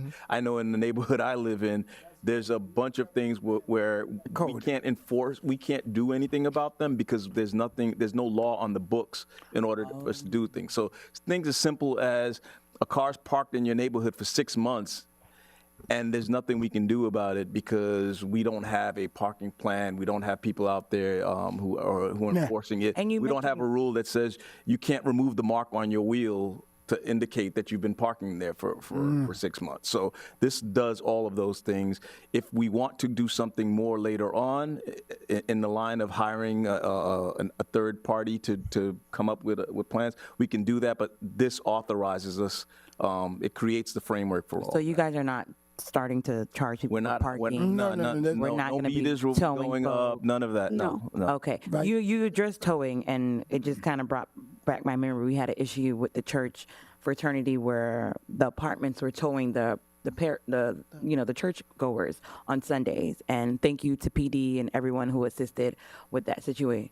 It was private property, but believe it or not, where they were parked was public right of way. So there was like a whole lot of issues, but you mentioned towing, so it just kind of like jogged my memory. So is that to say that we're going to specify where you can tow, where you can't tow, or? We can do that. Within this, yes, just giving that would be the next step, right? So right now we can authorize that you can have meters, but it doesn't tell you where the meters are going to be. So that's the next step after this. But wait, this authorizes the meter, or the meter will come to have? No, you still have. So if we want to have meters in the future, we can under this ordinance. We have nothing related to parking in our code. Yes, but the specific meters will have to come here. Yes. Because I don't want to get up in North Miami and not see meters on 125th and start getting calls, and then no, because what Vice Mayor said is we don't want no loophole, and then you guys passed this and then we doing this. So we got to be careful because it may be all good until until something went wrong. It's like, the council, we gotta. So please be careful. Okay, thank you so much. Public hearing is closed. Are you okay, Councilman Burns, or you want more questions? I just want to make a comment. I've been briefed on this about 3 times by the manager and the city attorney. They did a very great job. We must clean up our parking regulations because I've been dealing with some stuff with the city manager and the police department and so forth. I understand it, but let's not make any small talk or pull the wool over anybody's eyes. This sets us up to have paid parking anywhere we want in the city if it becomes before the city council and we approve it. They just said if we do that at some point in time, when other organizations come back to us. So this cleans up our own parking, but this opens the door for us to negotiate and have conversations about paid parking anywhere in the city, permitted parking, and so forth. This just lets the foundation. We're not approving that now. There's no kind of contracts. There's nothing like that. But this sets it in motion that if the council decided to do it, we would have the ability to do it once this resolution is passed down the line. So just everybody remember that not often when you give city government, whether it's national, local, or state, the ability to find additional revenue from somewhere and it's parking, we may be entering that a month from now, a year from now, 6 months from now, but it will come to us. Okay. I'm not saying it's going to happen now, but it's going to be something. Don't be surprised when it's back in front of us in a few months.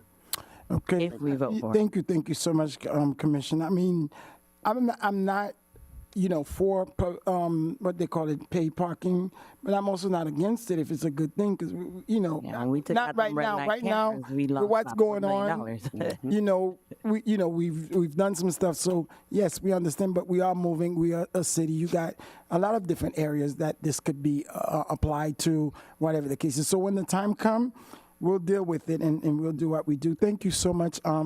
Move for approval. Second. No, just want to put it sir. in here. Yes. I think we are one of the few cities who just have these free for all parkings, and then people just park wherever they want. Even we have tractor trailers just park on Northwest 7th Avenue for days, the entire weekend and everything. And also, as a city, we need to start thinking ahead. Because what is happening now, especially with property taxes, doesn't look good in Tallahassee. We need to look for other avenues to bring money, revenue to the city. I think it is not what we want it to be, but if we have to put teeth into it, so be it, because we need to bring revenue to our city so that we can keep on doing the business of the residents. I know, but with that, again, and we're not going to belay the point, we'll have the floodgates starting from your district to every district when it comes. So we'll deal with it when the time comes. We're not there yet in terms of the paid parking. So just, be mindful. We had several, and then they didn't want it. So, Mayor. Yes, sir. The good thing about it is not going to be our residents, because they have parking and extra parking and everything. Just people are using District 4 got all the trailers. our So, parking. y'all want them trailers out of your district? Yeah, just right. Of course, you cannot you find a might place know to the park councilman. on any day. Yeah, so And let's go. this is the city's parking. All right, guys. Yeah. Thank you. All right. I think we're running off the thing. So it was moved in second. I Yes. believe that- Motion made by Mayor Desame to approve the item at tab P, seconded by Councilwoman Estime Irvin. Mayor Desame, how do you vote? Yes. Councilman Charles, how do you vote? Yes. Councilwoman Estime Irvin, how do you vote? Yes. Vice Mayor Timothy, how do you vote? Yes. Councilman Burns, how do you vote? Yes. The motion carries with a 5-0 vote.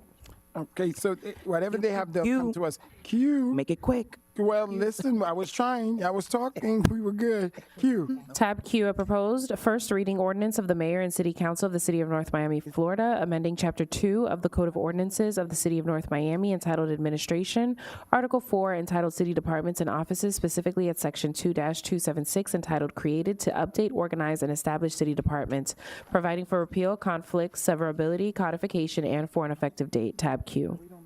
Thank you. There shouldn't be any presentation. Public hearing is open. I'll let you speak, Commissioner. Public hearing is open on the item. It's just changing city department said when we addressed it with the manager last time. Public hearing is closed. Commissioner, you want to go? And I'm ready. Really quickly, could you just Yes, tell go me ahead. what this does or doesn't do? Thank you. Yeah, so when we had the budget, we had some of the name changes. We also went back and realized that there were some that were created, including like housing and social services, that had not been named, and we put them in here. So it's just a full cleanup of our departments. Thank you. And Why did you guys remove some? Well, because some of Utility those billing weren't office. like full, because they've been in and out from a full office, and then there's other issues in terms Also, of. they're not actual Right, departments. yeah, so you they were. guys Yeah, removed there were them. parts from there. Yeah. And Want to change personnel to human resources? No. You know, that was a thought, and I actually did not.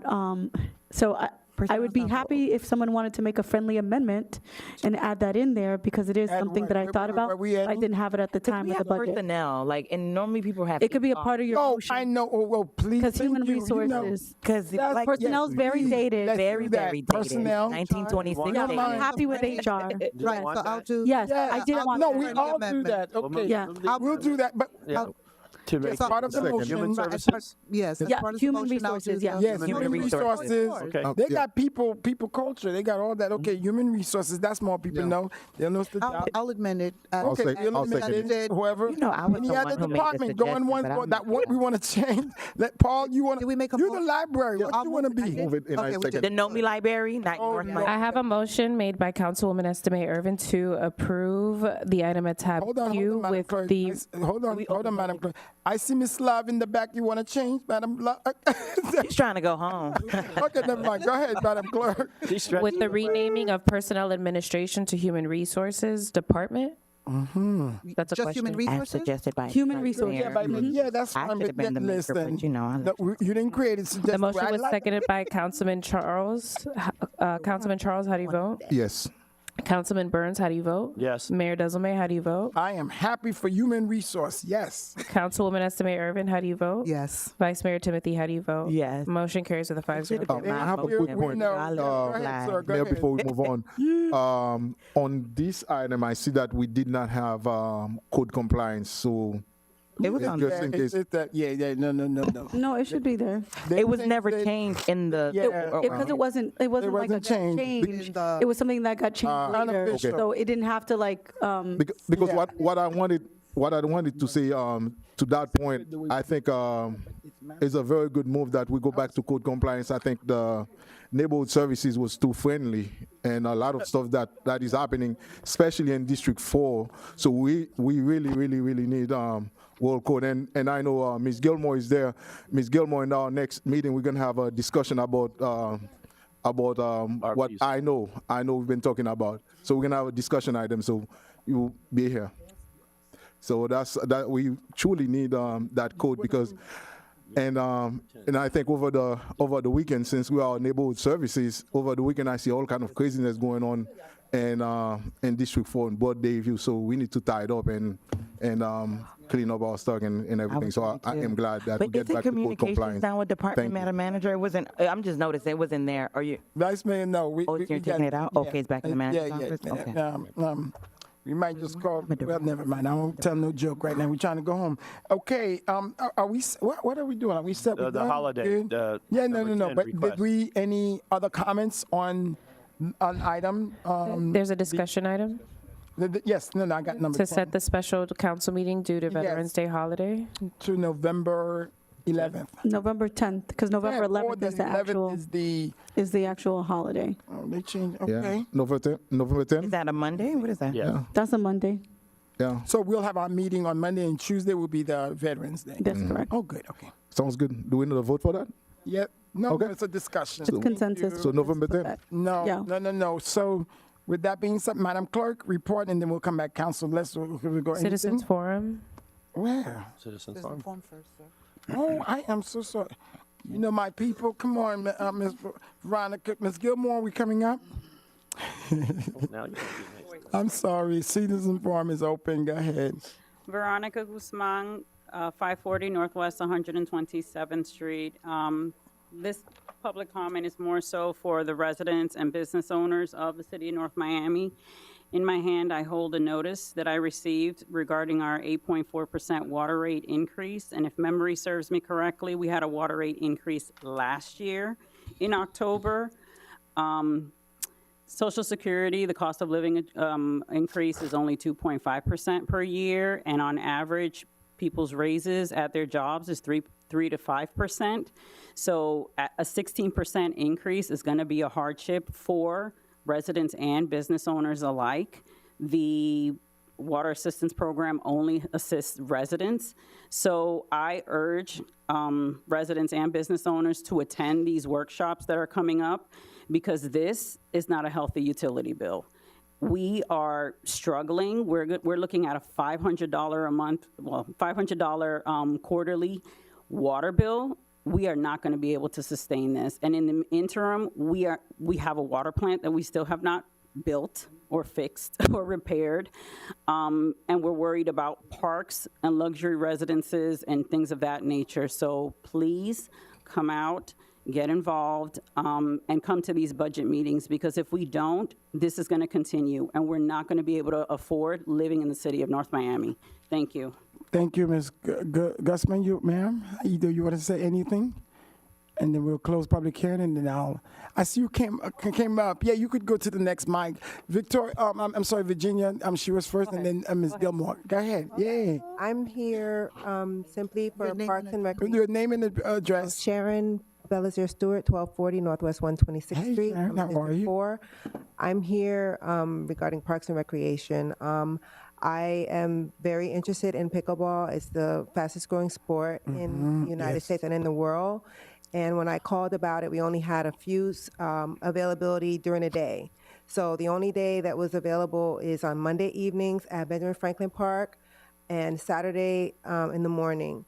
However, it was put at Benjamin Franklin Park, which is a high basketball location, and so it's causing a little bit of tension with the basketball players. Now, my question too is Pepper Park, the courts are being supposedly renovated there. It's been months. I haven't seen anybody doing anything. What's going to happen with those basketball courts? Are they going to get rid of them? The other thing I asked about is that we have tennis courts here, and they were sold or leased out to private companies that are charging residents to play pickleball. Pickleball is something that should be available to everybody in the city, and we pay taxes. It should be free. And I'm seeing a lot of pop-ups of companies that are being that are getting properties either for paddle or pickleball within the city, and that means that I'm going to have to pay to play pickleball. And so, you know, I think I'm here to bring notification to the fact that, especially the Benjamin Franklin Park, right now, that's the only location that I have to be able to play in the evening, and only on Monday evening.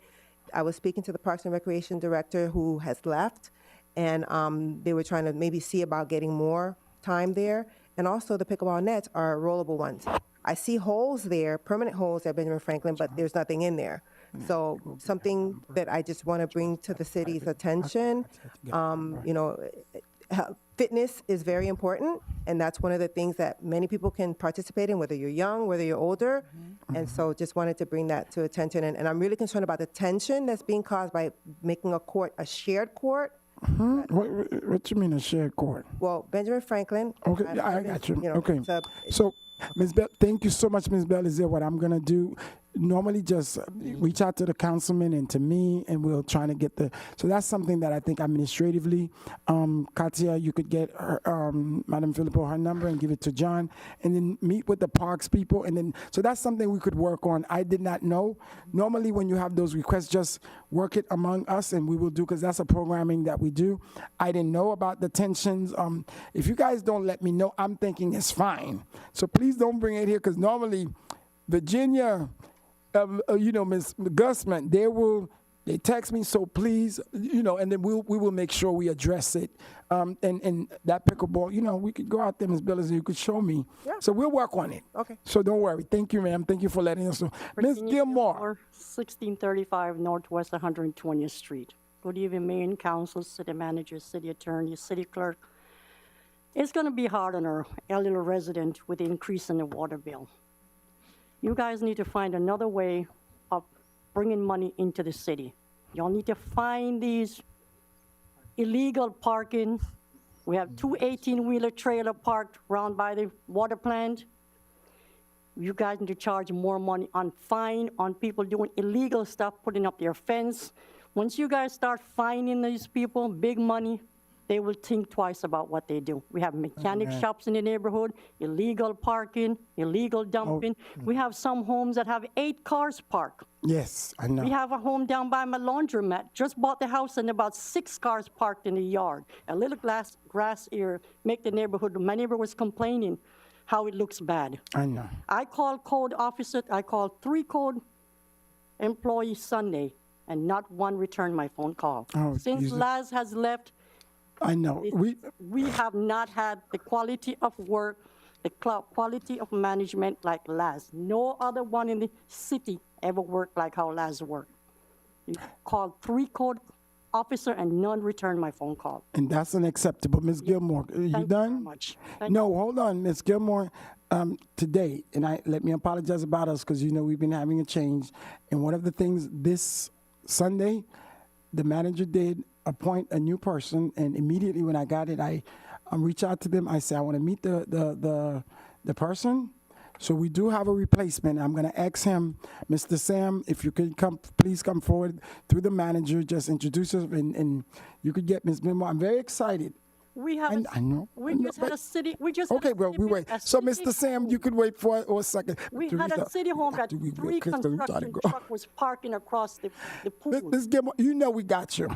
Listen, we're gonna hear it. This won't be the last. So what I'm saying to you, I am gonna meet with the police. I'm not happy with all of that you are talking about.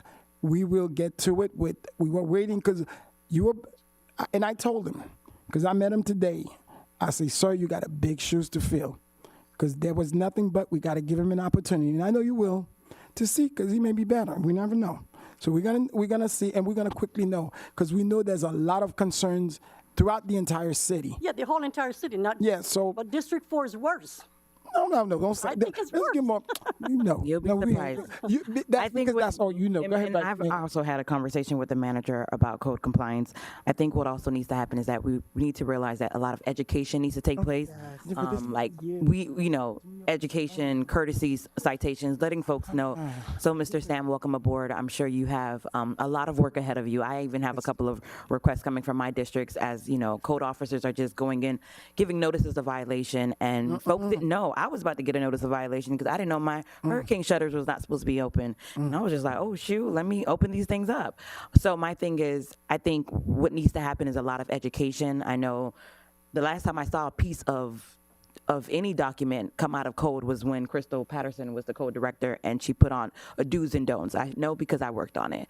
But I think we need to do more of that, educating folks about the do's and don'ts, things that we see. Yeah, the HOAs, get with the HOAs and seeing where some of the concerns are for the area, but making sure that we are educating folks so that they know, because I'm sure you guys seen that there's a lot of people moving into the city that are fairly new and they don't know all of our code and ordinance. They can't say. So I know Mr. Co-Director, or you're not co-director anymore, John. Can I say one more But thing? no, I'm just talking to Mr. Sam, and I think we're wrapping things up. So Mr. Sam, just letting you know, let's educate as much as we can through the manager, of course, making sure that residents know what some of the do's and don'ts I are. have something very important. Oh, I have a okay, go ahead. resident that moved from North Miami in April. Ms. Gilmore, what we're gonna do, public hearing is done, so you're gonna call me tomorrow, and we're gonna talk about it. Thank you so much, ma'am. Yes, Councilman. On that issue, Mr. Mayor, if I may, let me say that we've been working so hard. I know we have a lot. It is not easy, and I will tell you, it was not too long ago, about a week ago, I spent a Friday with John, who was then the acting code director. Went over, and call after call, we had to call code compliance to come over and make sure that we get things done. But it is a lot. What I'm saying, and just want to say welcome to our new code director, whom I set up a meeting for Monday, because I have a list. I have a long list. When it comes to District 4, I am on the ground. And on a daily basis, I will send like 10 to 15 locations with everything craziness that I see over the district. But also, I think we getting to a point that our new code director, Mr. Sam, probably have some work to do as far as probably train and retrain on our code officers, because if I'm driving down the street as a councilman, certain things that I see, and I start taking pictures, sending the address, and we have officers driving the street. My question is that how come I can see it and then they don't see it? You understand? Things like that. I know it is frustrating, but it is something that we have to tie up, because if we really, really want to have a city that is beautiful, the great city of North Miami, and District 4 is part of the city of North Miami, and District 3, District 2, District 1, everybody should get a fair share of what we need to do in order to stop all the nonsense that is going on. So we're just talking about the illegal parking. We have the trailers. We have the boats just right in front of the properties. We have the RVs. It's like, it is a lot. And sir, I just want to say welcome to you, and hopefully we don't get some bad news tomorrow, and you because you have a lot before you, and I am going to tell you it is frustrating what is happening, and not to talk about the illegal construction over the weekends. It's like everywhere you go over the weekends, you see things are like it is just right broad day view, and then people are just doing all those illegal stuff. So we got a lot of work to do, and I do believe if we work together, we will be able to get these people, straighten them up, and get them into compliance. And one thing that I also see is like when we the follow-up. So if we after the first visit, there should be X amount of time. If that car still sitting on the swell with no tag, we have a second visit, and then we start enforcing and towing those cars. So we don't have that. Those are things that we need to enforce. And once you start enforcing those, you will see a change. People will not just go ahead and do what they feel like. So, Ms. Gilmore, I feel you, and then we talk quite frequently on these issues, and we are going to keep on pushing, and then we have to make a difference. Yes. Thank you so much. Public hearing is closed. Before we go on that note, which is good with on the education point, I do want to recognize my new chief of staff who started about 2 weeks ago, Miss Catherine. I think I'm going to try the last name, Desmoratus. We stand so we say Catherine D. And the reason that I mentioned that, part of the education, I must say, and I know the vice mayor, you was in PIO, it has to start with us. And I have failed at that in terms of, a lot of because that's not really something that I like doing, but one of the things that I do know, it is extremely effective, because some of the people, And I know, Ms. Gilmore, you could take. They say, well, I haven't heard what the mayor said. You know, I haven't heard this and this and that. So, and I haven't been as much. I don't on the Haitian radio. We used to do that. You're gonna have to help out, Madam Vice Mayor, because your expertise is needed. So, part of the education needs to start with us on the council to go on the radio, because code cannot do it. And a lot of times they hear it for code, unless they don't hear from us. They're like, well, you don't know. And then I think once we could do, Madam Manager, I know PIO and communication, so let's kind of work where we all, which I don't like, and that's why I mentioned Ms. Desmaradas, because I was told she's very good with the thing, and we badly need communication on the radio. Because part of the thing that is happening, it is Creole speaking and Hispanic folks that are doing it because they do not either speak the language or that's or the education, but us. I think Councilman Charles, and I will do it, and I know you're very effective, Mary, KT, Councilman Burns. We got to get on these radios. I know they don't do radio anymore. However, there is a big segment. If it goes here and it kind of go to the social media and kind of do that, I think maybe Madam Manager will do a campaign, us all five, something, and we play it in Creole, in Spanish, and we play it on the social media. We get Roger, you know. So we could start doing that. Let them know, hey, this is what's going to happen starting next fall. If you do X, Y, and Z, and we'll make sure we work with the attorneys to make sure the legislation is back up, whatever that we need to do to strengthen code enforcement. Mr. Mayor, I'd like to add to what you're saying. I definitely agree with the campaign, and we can use our centennial and get everyone, ready and educate them on, the things that they could do, the things that they need to do, and use our centennial to do that education as well. So I like that, but we could use the centennial money. We could save money. No. The reason that I'm saying that, I think it's something that's ongoing. So if we're gonna use the centennial, just saying that, and I like that since the centennial is coming, so we could say. So I think PIO, they let's just let PIO work on that, because I don't know how to. But no, we need you though as the vice mayor to work with them. In terms of, I'll work with the manager. Yeah, you know what I'm saying. Well, yes, you know what I mean. Yes, through the manager. I mean, you could do it through the manager, but guide them. I mean, you could have a meeting and have an executive, one of the people, John or Yama or Katia, there with you, so you're good. And that's what I usually do with Larry. I said, this is what we do every week. We have this meeting, and then the next time we meet is just follow up on that, what we do, where we are. I have not done that in a while, so I will. And the manager knows. Because she, when she was here, that's how we used to do. But we're busy now. But we'll get back in. We know one thing. On that note, because I may have to leave early. Vice Mayor today.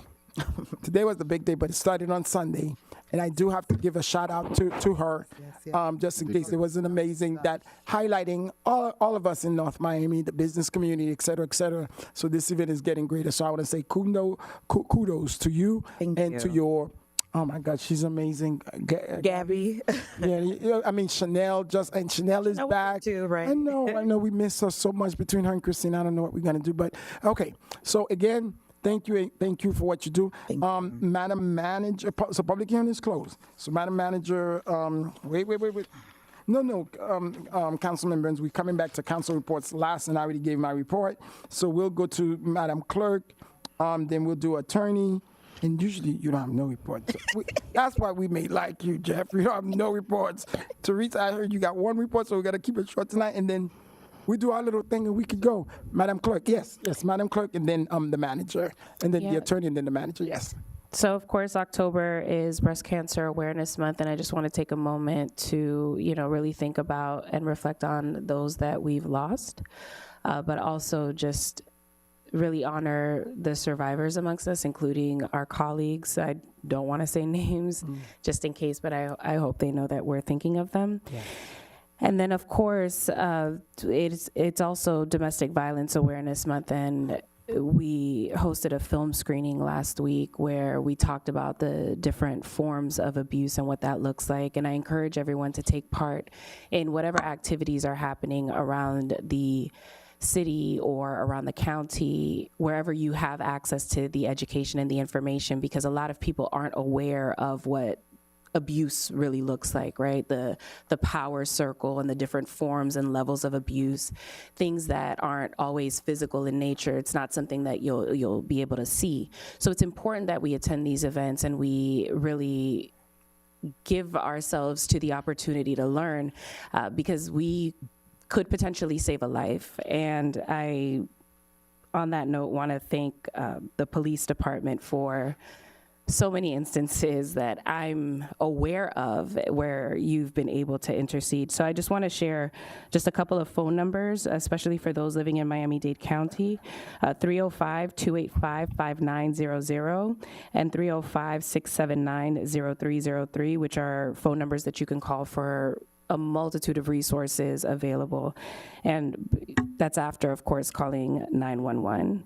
And that is all I have. Thank you so much, Madam Clerk. And I just want to apologize before for not wearing pink. However, Catherine, Jordan, Ms. B, anybody who works in our office, it's really you guys that didn't do what you're supposed to do, and let Ms. McDonald know tomorrow. Normally, we would get a call to coordinate. You know, got so much going on, and I feel so bad. When I see people with pink, I said, oh, but I am wearing my pink T-shirt on Friday. Jordan looking good. Stand up, Jordan, so you can see with your pink. Yay! So we do support, but thank you. Normally, we all, right? We all would wear it, so a lot is going on. And yeah, if they let us know, like Ms. B, let us know, just kind of, hey, today, Mayor, I would have, I got a little pink thing, we could have looked good, do what we did, but we, you know, we support. Thank you again. Mr. Attorney, any report? It's that one day, Jeff, we really need you. Before somebody else says it, because I know somebody will. Okay. Got more money? I'm a grandfather for the third time. Oh, congrats. We like those. But I'm a cool grandfather. Okay, we hope, let's hope. And now, Madam City Manager. Yeah, she took my thunder. I was going to say congratulations, Grandpa. Oh, yes. And only because he's a grandpa, I don't give him a hard time sometimes. He has to remind me. But I did want to welcome Sam Walthor, who began as the code director yesterday. He's a seasoned operations executive. He has over 20 years of leadership experience in municipal and county government, and also has been a prior code director both for municipal and for the county government. So if Sam could come up just for a very quick minute, and I hope he doesn't run out the door after what was put for today. Don't give us a ticket now. I'll give him the floor through the manager for 1 minute. Thank you, Madam Manager. Mr. Mayor, members of the City Council, it's a pleasure to be here with you. I'm losing my voice, so please forgive me. It's a pleasure to be here. I look forward to working with you on the issues. I took a lot of notes tonight, and as the manager mentioned, my experience started at Miami-Dade County. I spent a lot of years running the code operation there for some years, and my most recent stint was with the city of Delray Beach, where I ran the code operation for that department that had 4 other divisions within it. So I'm looking forward to tackling some of the issues. There are some ways that we can do that, and I'm looking forward to working with each of you on making sure that we clean up some of the things that you're concerned about. Thank you so much, and welcome. And sir, please, Miss Virginia, put your hand. Miss Gilmore, get her number, and I'm pretty sure Guzman too. You will get her number, and then we talk to them. Thank you so much. Can you give us your cell phone number? No, not public. Well, is it? Do you have a public one yet? Right? Yes, the city cell phone. You have it yet? We're working on that. We'll get it out. Yeah. We're Councilman Burns. We'll get it. Thank you and welcome to our family. This is day 2. I know. We on it. Thank you so much. Thank you very much. Thank you. And then I also had one other, wanted to congratulate Mr. John Lorfield as being our permanent senior assistant city manager. So, okay. As you all know, any more? Was there another thing? Your finance? Any more announcements? At this moment, no. Thank you so much. You say finance, yeah? No. Okay. So with that, I lost my thought. Okay, council report. I already did mine. Vice Mayor. And then we'll start with Councilman Charles. You have anything? You want to start with Charles? Yes, nothing. I have stuff. All right, quickly, thank you, and thank you, Mayor, and thank you, everybody to our D4 resident. You just saw it. We have Mr. Sam now, so exactly. I know I receive a lot of calls, and so Mr. Sam, I just want to say welcome. You will be very, very important for us in D4. We need you. One thing that I forgot to mention also that is a problem with our city is about bulk pickup. So it's like in my area we pick up every Monday. It could be Tuesday, and then you have a bulk all over Wednesday and everything. So again, the education. That's why I am so ready to get on the radio and knock on the door, pass out flyers. So we have to get it done as a for our city and for our Centennial and beyond. Just for our District 4 resident. Ms. Gilmore, you here, and then I think we drop it. And in the D4 chat, next Thursday, October 23rd, we have a very important town hall meeting at Sunkiss. And the following Saturday, we have a food distribution. It will be very good. We have a lot of good food. And Farm Share will be part of it. We have dry goods and everything. There's no reason why you don't come over. And one of the most important date will be October the 30th. That is our utility billing meeting. And I know every day, even Saturday and Sunday, I got them calls. And I got to meet with residents and showing me the utility bill, they call it the water bill. So we need to come out that Thursday. It is going to be at the Joe Sellison Center from 6 to 8. The entire army and of utility and finance and everybody will be there. And this is the time that you need to come and bring your receipt, your utility billing and everything. All the questions will be answered. So please be part of the conversation because I need to get a break from answering questions that I don't know how to answer. So please be part of it. And other than that, I just want to say a big congratulations to our Vice Mayor. So proud of you, and then great job. I enjoyed every and the CRA and our city staff, and I see it. It's so nice. And then when I got there, not only I took my pictures, the food and everything.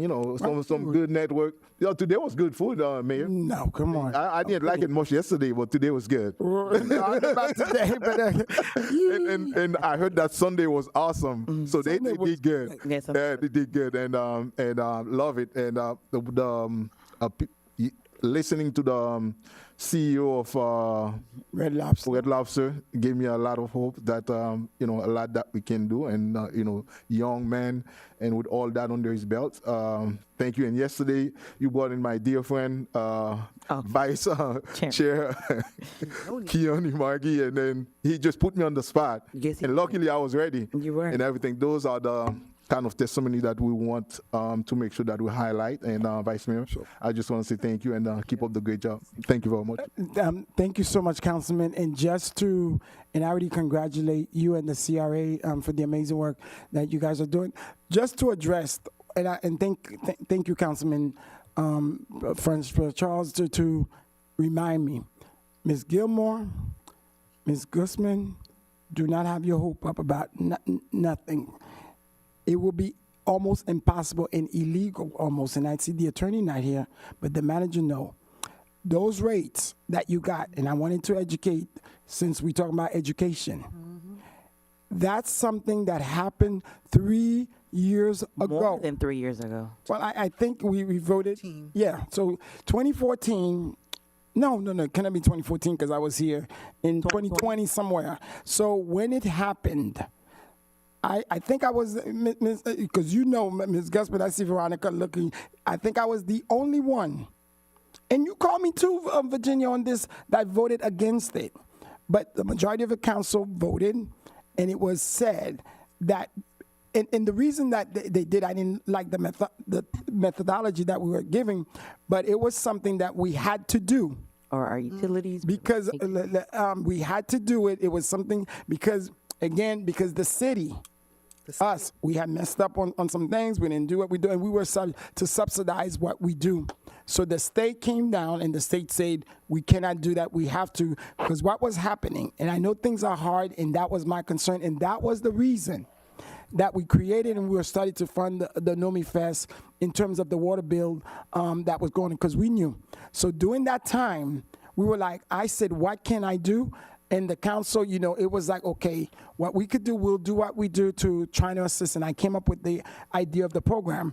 But this was something that had to be done, that needed to, but it was voted on by the majority of the council that it would be every year around this time, they would notify the resident. So it was something that should have been explained and advertised. So it's not necessarily, and it was something that I think is the next, this might be the last year, or we got one more year. I don't know. So every year since last year, we got the same thing. So it's not necessarily, it's increasing, and I could have the manager kind of go a little bit deeper into it, but it's nothing that we could do to reverse with the state, especially now. Let me make it very clear. We got Doge at the state too. So a lot of things things are different. So again, what we can do is these programs that could help the residents, because I'm compassionate about that and we feel it. Maybe we could work on what we could do to help. Instead of doing some things, maybe put some money aside to help out that program more. We did. I think we put 150,000. Yeah, but that's nothing. And if you ask the director, was more than we had the previous year. No, but what I'm saying is the every time I ask them almost on a weekly basis or a monthly, say, where are we? And there were some times, and they right here, they would say, Mayor, we have a waiting list until we have the festival. So I'm kind of glad that we did that, but. And guess what? Not even 5% or 10% of the city even know about it. So, because we don't have enough, but for those who really, really need it, they kind of understand. So the only thing that we could do to help you, if we're doing $1 million for the centennial, so definitely it could have been the reverse in terms of that. That's where the need is. That's what we can do to increase that to help the residents or do something. But with the state, the way it is, I didn't vote for it. It happened 3 or 4 years ago, whenever it happened, and we talked about it. We talked, but that's where we are now, and the economy is where it is. But all we can do is to supplement and see what we could do to increase the NOMI, the emergency funds, where maybe we could come up, talk to the manager or something. We could come up with something and fundraise or do something outside, and I've always done that. But every month, they will tell you, utility, the line, it's a waiting list. I don't know where they are now, that 150, I don't know. But we get it. So I just want to put that on the record. It has nothing to do with this current council. And Councilman Pierre Charles, you have nothing to do with it. You wasn't even here. So at your meeting, that's all you need to say, and don't get into any legal thing to look. I wasn't here when they voted on it, them council people, and just said the mayor didn't vote too. But that's it, we good. Because I didn't. I know people quick to forget, but I was the only one, and it was some whatever the case, I didn't vote for it. And I knew, and I think you were here, Ms. Gusman, and all of us. So it was something, in District 4 was very, very, I said, listen, I'm going to do something. And that was my solution, creating the emergency water fund. And this council, I must say, Vice Mayor, Councilwoman Mary Estimé Irving, before Kevin Byrne get there, Commissioner Scott Galvin, and everybody from Carol Keys, the former mayor, we all know the importance of that water, the two programs, the senior program as well as the water, because that's where we could only help the residents. When we talk about, yes, and it is something, when they see, because I got a lot of calls, they say, I see all of these things going for salaries and stuff, and you giving us 150. So, Vice Mayor, we think, but it's out there. They talking. And I got some calls from your district, because when we first started this water thing, it was mainly District 4, then obviously District 3. But now, I was getting things 3 years ago from District 1, District 2. It's bad, and especially our seniors. So that 150, and they only get 500, and like I said, people don't even know about it. So I think when we go home, just kind of pray and see what we could do with this money that we have. If we could really see, we could take care of the residents. Maybe this money that I got, Mr. Attorney, from the water settlement, from the PFAS settlement, that maybe 1 million could go into this thing to really help, because that's the only thing that helps the residents that they see. I know we come here and we got staff that do an amazing job, and they are in the back. From the police chief, Albert, I don't want to go into the departments, but we do. No matter what's the difference, we do have good public servant, but that's on that side. The residents, they don't care about none of that. They don't even know how this thing operates, because they say, you know what, what's in for me? What are we doing? This is our taxpaying money. And the only thing that we could say to them, well, of course, with the senior program in Parks and Rec, I think it's like, well, we have a little thing that you could help. If you have a little, we could give you a little thing to help you on your water bill. That's it. We have nothing else. And I don't think we can. So when we think about that, a $200 million budget, and to help the people of over 60,000, we're not saying we only have 150, we did. I think that's what they are talking about, and I think we need to look in our hearts and do what we could do and make some decisions. We just voted 750-something thousand for a park, and I bet you if we ask the resident, they'll say, no, put that towards the water plant. I bet you 100% they will tell you that, because that's the only money that's going to them. And they do need a park, because we do. We don't have no parks, but it would be secondary. We voted the other day on a big budget. People got raises. We do that. That's fine and dandy, but they are paying. And what we said to them, and I heard from everybody in every district, because I'm sitting here, and your constituent councilman, they always texting me and this and that, and I don't know. They just wait until Tuesdays, Council Tuesday, to text me on these things. So it's throughout the city, and we know. And I tell them I am grateful that the council did 150, because we when we did Nomi Fest, it was one component was that. Whatever that we got, we were happy. The other big components that people didn't think about was the staff. Because it started with them, and you had staff that would say, you know what, this is the only thing I'm so happy, and they volunteered, they do, because it was just them. And they're the one who asked me to do it. That's why I said, we ain't doing it, we good. And they were like, Mayor, it's really them. And when you talk to them, I mean, Nikki, all of them, they would look forward. And we had one who left and who said, I'll come back, Bellany from North Miami Beach. So every year they do Paul. It's something that they like. The police department, they enjoy it too, but it was a pride for us. So that's fine. We ain't got to do that in staff. I'm with the people. It is what it is. But with the thing I said, the monies that we are getting, if we could look and really invest in helping the resident and set up a good amount, and we don't have to increase the stuff, but at least more people will know about our water plant, our water emergency program. So that's the only thing I think right now, if the manager would entertain, and I don't think she would want to open that, because we don't have the thing, but that's what we could do in terms of helping the residents with the increase. But it's something that we didn't do. That happened about 5 years ago, I believe, and we just, and the education on the Haitian radio, because they don't know, and we get it every year. And they have to say, Mayor, what's going on? I say, I have to remind them, hey, it happened 5 years ago. I didn't vote for it. It happened 5 years ago. This is where we are. So that's where we are. Thank you so much. Vice Mayor? You want to go? No. Let's do Council District 1, District 3, and then Vice Mayor. Thank you. Okay. Couple questions and then just a couple thank yous. First, I want to thank John for your efforts as being the interim director of the Neighborhood Services Code Enforcement. I have to say, every interaction or email I sent you, we got swift response. I think Ms. Alvarez in that department was very responsive. I think under your leadership there, you guys did very well. Interactions with a lot of the code enforcement officers were very, very timely, responding to things and revolving a lot of issues out there. So I have to say kudos to you while you were in that position. When he was acting neighborhood services person. And Parks and Rec director. And Parks and Recreation. He got like and 5 a couple jobs. other hats he wears. Interim deputy city manager. He's the interim director. Okay. And that was that. So I thought they did really good on that. I have to say that the water workshop that was done, the first one was absolutely amazing and well executed, well presented by the city staff. It was a not that well attended, but the second one was better. By the time you get to District 4, guys will have it down, and I am expecting a larger crowd there, but you all did a very good job putting everybody out there.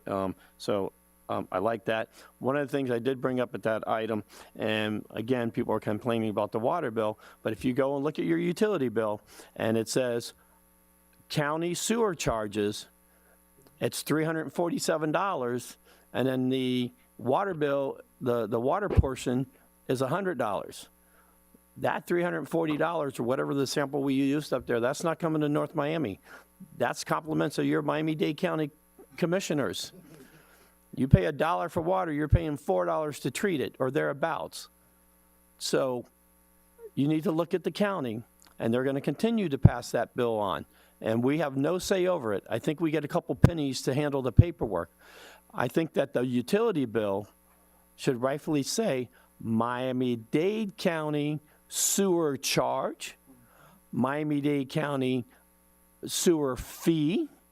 And if you look at that, you'll see how much, like 75% of your bill, or at least 60% of your bill, is that fee that the county charges, not the city of North Miami. The water portion of your bill is just usually the smallest part on that bill. And then, of course, you got to get your garbage picked up. And we're one of the few cities that still gets bulk picked up every week. And that's a blessing that we still can do it. But if you break down your water bill by the number of days, it's not that horrible, except for the sewer charge. And so look at it that way. Madam Manager, continuing to have the problem with FP&L lighting east of 125th Street. That's everywhere. Continuously getting the phone calls. People get a run around from FP&L, and they say it's the state's responsibility. They call the county. The county says it's FP&L. Then everybody's running the gamut. I've reached out to a couple of the county commissioners, and they were somewhat helpful, but the lights are still out, and it's months and months and months going on. So if we can have somebody look at that, and with your contacts at the county or FP&L, it would be very helpful. I want to thank the Parks Department and Waste Pro. Last weekend we did a garage sale and a fruit tree giveaway. We gave away mango trees, banana trees, and avocado trees. It went over very well. But one of the biggest things is the number of people who came out there for the hazardous waste, batteries, gasoline, paint that you could drop off. Waste Pro brought a truck out there, and it was one of the largest outpouring I've seen in a couple years for that. And I would encourage that all the residents or all the commissioners, when you do an event, to ask them to bring that out there. And it was very, very successful. It actually benefits us not to get paint and chemicals thrown into our garbage that contaminates our stuff. So that's it. Mr. Attorney, either at the next meeting or the following meeting of the 10th of November, if we can get an update on the Bell House situation, if you can talk about it, we need that situation resolved. Madam Manager, the landscape contracts that are out there, what are we going to do with it? We have to make a decision, go out for new RFP, piggyback, whatever we're going to do, not piggyback, but whatever we're going to do, we've got to bring that to fruition. Madam City Clerk, I understand that lots of boards from looking still don't have a lot of the quorums that they need for board appointees. Fellow council members and mayor, there's a lot of vacancies on the boards, and they're not meeting. Parks Commission, I don't know when the last time they've met. And you have a resident that was complaining about pickleball. That's an ideal place for her to go to tell them about their issues. We've got to make sure our boards, and it is so hard. And then board members that you get appointed, they say, why am I wasting my time? We never have a meeting, and I'm appointed, but I don't get to meet. So anything we can do, anything you help that you need with that would be, just let us know. This is for the Madam Manager, the City Attorney, and the Chief of Police. We have got to figure out what we're doing at the charter school on Biscayne Boulevard with the traffic. We have our officers out there, and now we have Miami-Dade County police out there. When the traffic queues up all the way down 120, I think that's going to be 125th going to the school, but backs up to the McDonald's or even in front of Fiat going southbound with parents picking up their kids, and the number of near accidents out there, and then the queuing up on 16th Avenue of going in now. It is a nightmare to get around that area. They just added another Metro cop out there, and it's helping. But that school has got to figure out a better way of their traffic pickup, and either staggering their release time, whatever it may be. We are going to have a problem on Biscayne Boulevard when somebody rear ends somebody or gets hit pulling out of the Publix parking lot. I've seen near misses. I've almost been in a couple, and I'm telling you, and I'm putting it on the record right now, we need to address that. It has got to be addressed with that school, both on 16th Avenue. I think it's going to be 126th Street. That is just out of control. I have other things, but I'm just going to leave it at that. And thank you and welcome Sam, if I can say Sam, to the city. And we look forward to working with you. Awesome. Thank you, Madam Manager. And for those who are going to the CRA, hope you guys, the conference, learn a lot of things. Thank you, Councilman Burns. Also, go ahead. I wanted to say something, but I was going to wait for after Councilwoman Estime Hervin. But the 16th Avenue, if we can, the administrations, we need to set up a meeting with the operator of Matter, because there's another one we're supposed to get, the one with Solimi. I thought that was that, and they own the property. So I know it's our road, and perhaps we need to figure out. I know Johnson and Well closed the how it was going in front of them. I think that might be also a thing when we meet with them to see, because if the flow, if they open whatever that they closed when they had the university, that could kind of do something, and they have a. So I think there's other options, even by Alaska Coffee. There's a field there. I didn't even know is that also. I think that's theirs. So we need to figure out something in where they know, because I've gotten so many calls from parents regarding that, and I had a teacher actually from District 4 who worked there. So it's a big concern, and especially if you go into Publix or TD Bank or anywhere around the Galvin Center doing school, it's a problem. It's a nightmare. So we will have to do something. But I'm asking did we write it down? We know. So if we can, please. Yes, ma'am. And then any of us, I don't need to be there, even though it's in my district. I don't need to be there. The police department and the manager can figure out. The police department knows traffic patterns and enforcement, and hopefully you guys will come up with something to do that. It's just we know. Oh my God. They got to do like other schools where you release at different times. You stagger it, but and the majority of all those kids are picked up because they don't have on-site parking. I know. Thank you so much, Councilwoman. Thank you. I'd like to again thank my colleagues for supporting the Youth Council. I'd like to say congratulations to the Youth Council. I'd like to say a special thank you to Paul Basile, the Youth Council Advisor or Liaison. Thank you for all that you've done. I'd like to welcome Mr. Sammy. Thank you so much. As you can see, we're a special bunch, and we need a lot of help. But thank you for coming on board.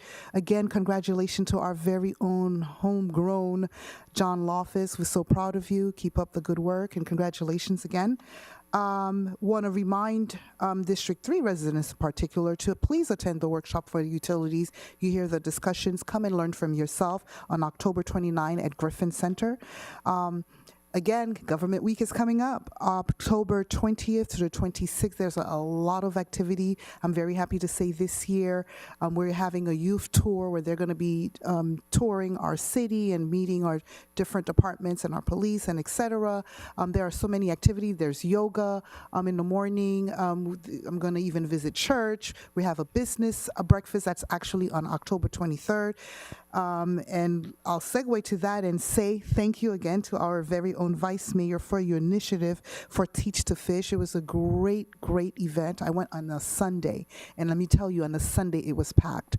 There are business people that have businesses or want to start a business that actually came out on a Sunday. So you see the dedication, and I'm just very proud of the work that you're doing. And we had a past. It's her fourth annual, and we had a past business person that actually got grant from attending the conferences and was able to benefit from the information. Want to also highlight the work that the CRA does. So just again, congratulations. And then that's all that I have for tonight. Good night, everyone. Thank you. Thank you. And Vice Mayor, you last, and you can make the motion to adjourn I after you're will done. happily Thank make you. the motion to adjourn with no voice left. But just want to thank everyone for coming out to the 4th Annual Teach to Fish Business Summit. It is definitely something that has grown beyond the Scott Galvin Center, the businesses community all throughout South Florida. We've had procurement folks from Miramar, City of Miami, North Miami Beach, all attend, giving our North Miami businesses the tools that they need to succeed. And today we were able to award 18 businesses a $5,000 grant from our North Miami CRA. They were able to pitch on site to learn about 18 businesses in North Miami were able to receive $5,000 in grant funding thanks to our North Miami CRA. Maybe the city can, match that next year so we can do more pitches. And I know, John, you're getting ready to roll out another plan as well. And today we actually launched a speed and agility camp with Taboo Academy. It's a free camp sponsored by Taboo Fitness. They're providing it up until November 20th. So kids from ages 5 to 13 can come out to Sans Souci tennis courts and get fit and learn about some, cool little fitness tricks that they're providing the next couple of weeks. And again, thank you to my staff, my team, everyone who participated. I know it was a long 3 days, but we made it and we survived. And again, thank you all. And motion to adjourn. Second. Second. Thank you. I have a motion to adjourn made by Vice Mayor Timothy, seconded by Charles. All in favor? Any opposed? Motion carries with a 5-0 vote. The time is now 9:43 p.m. Good night, everyone.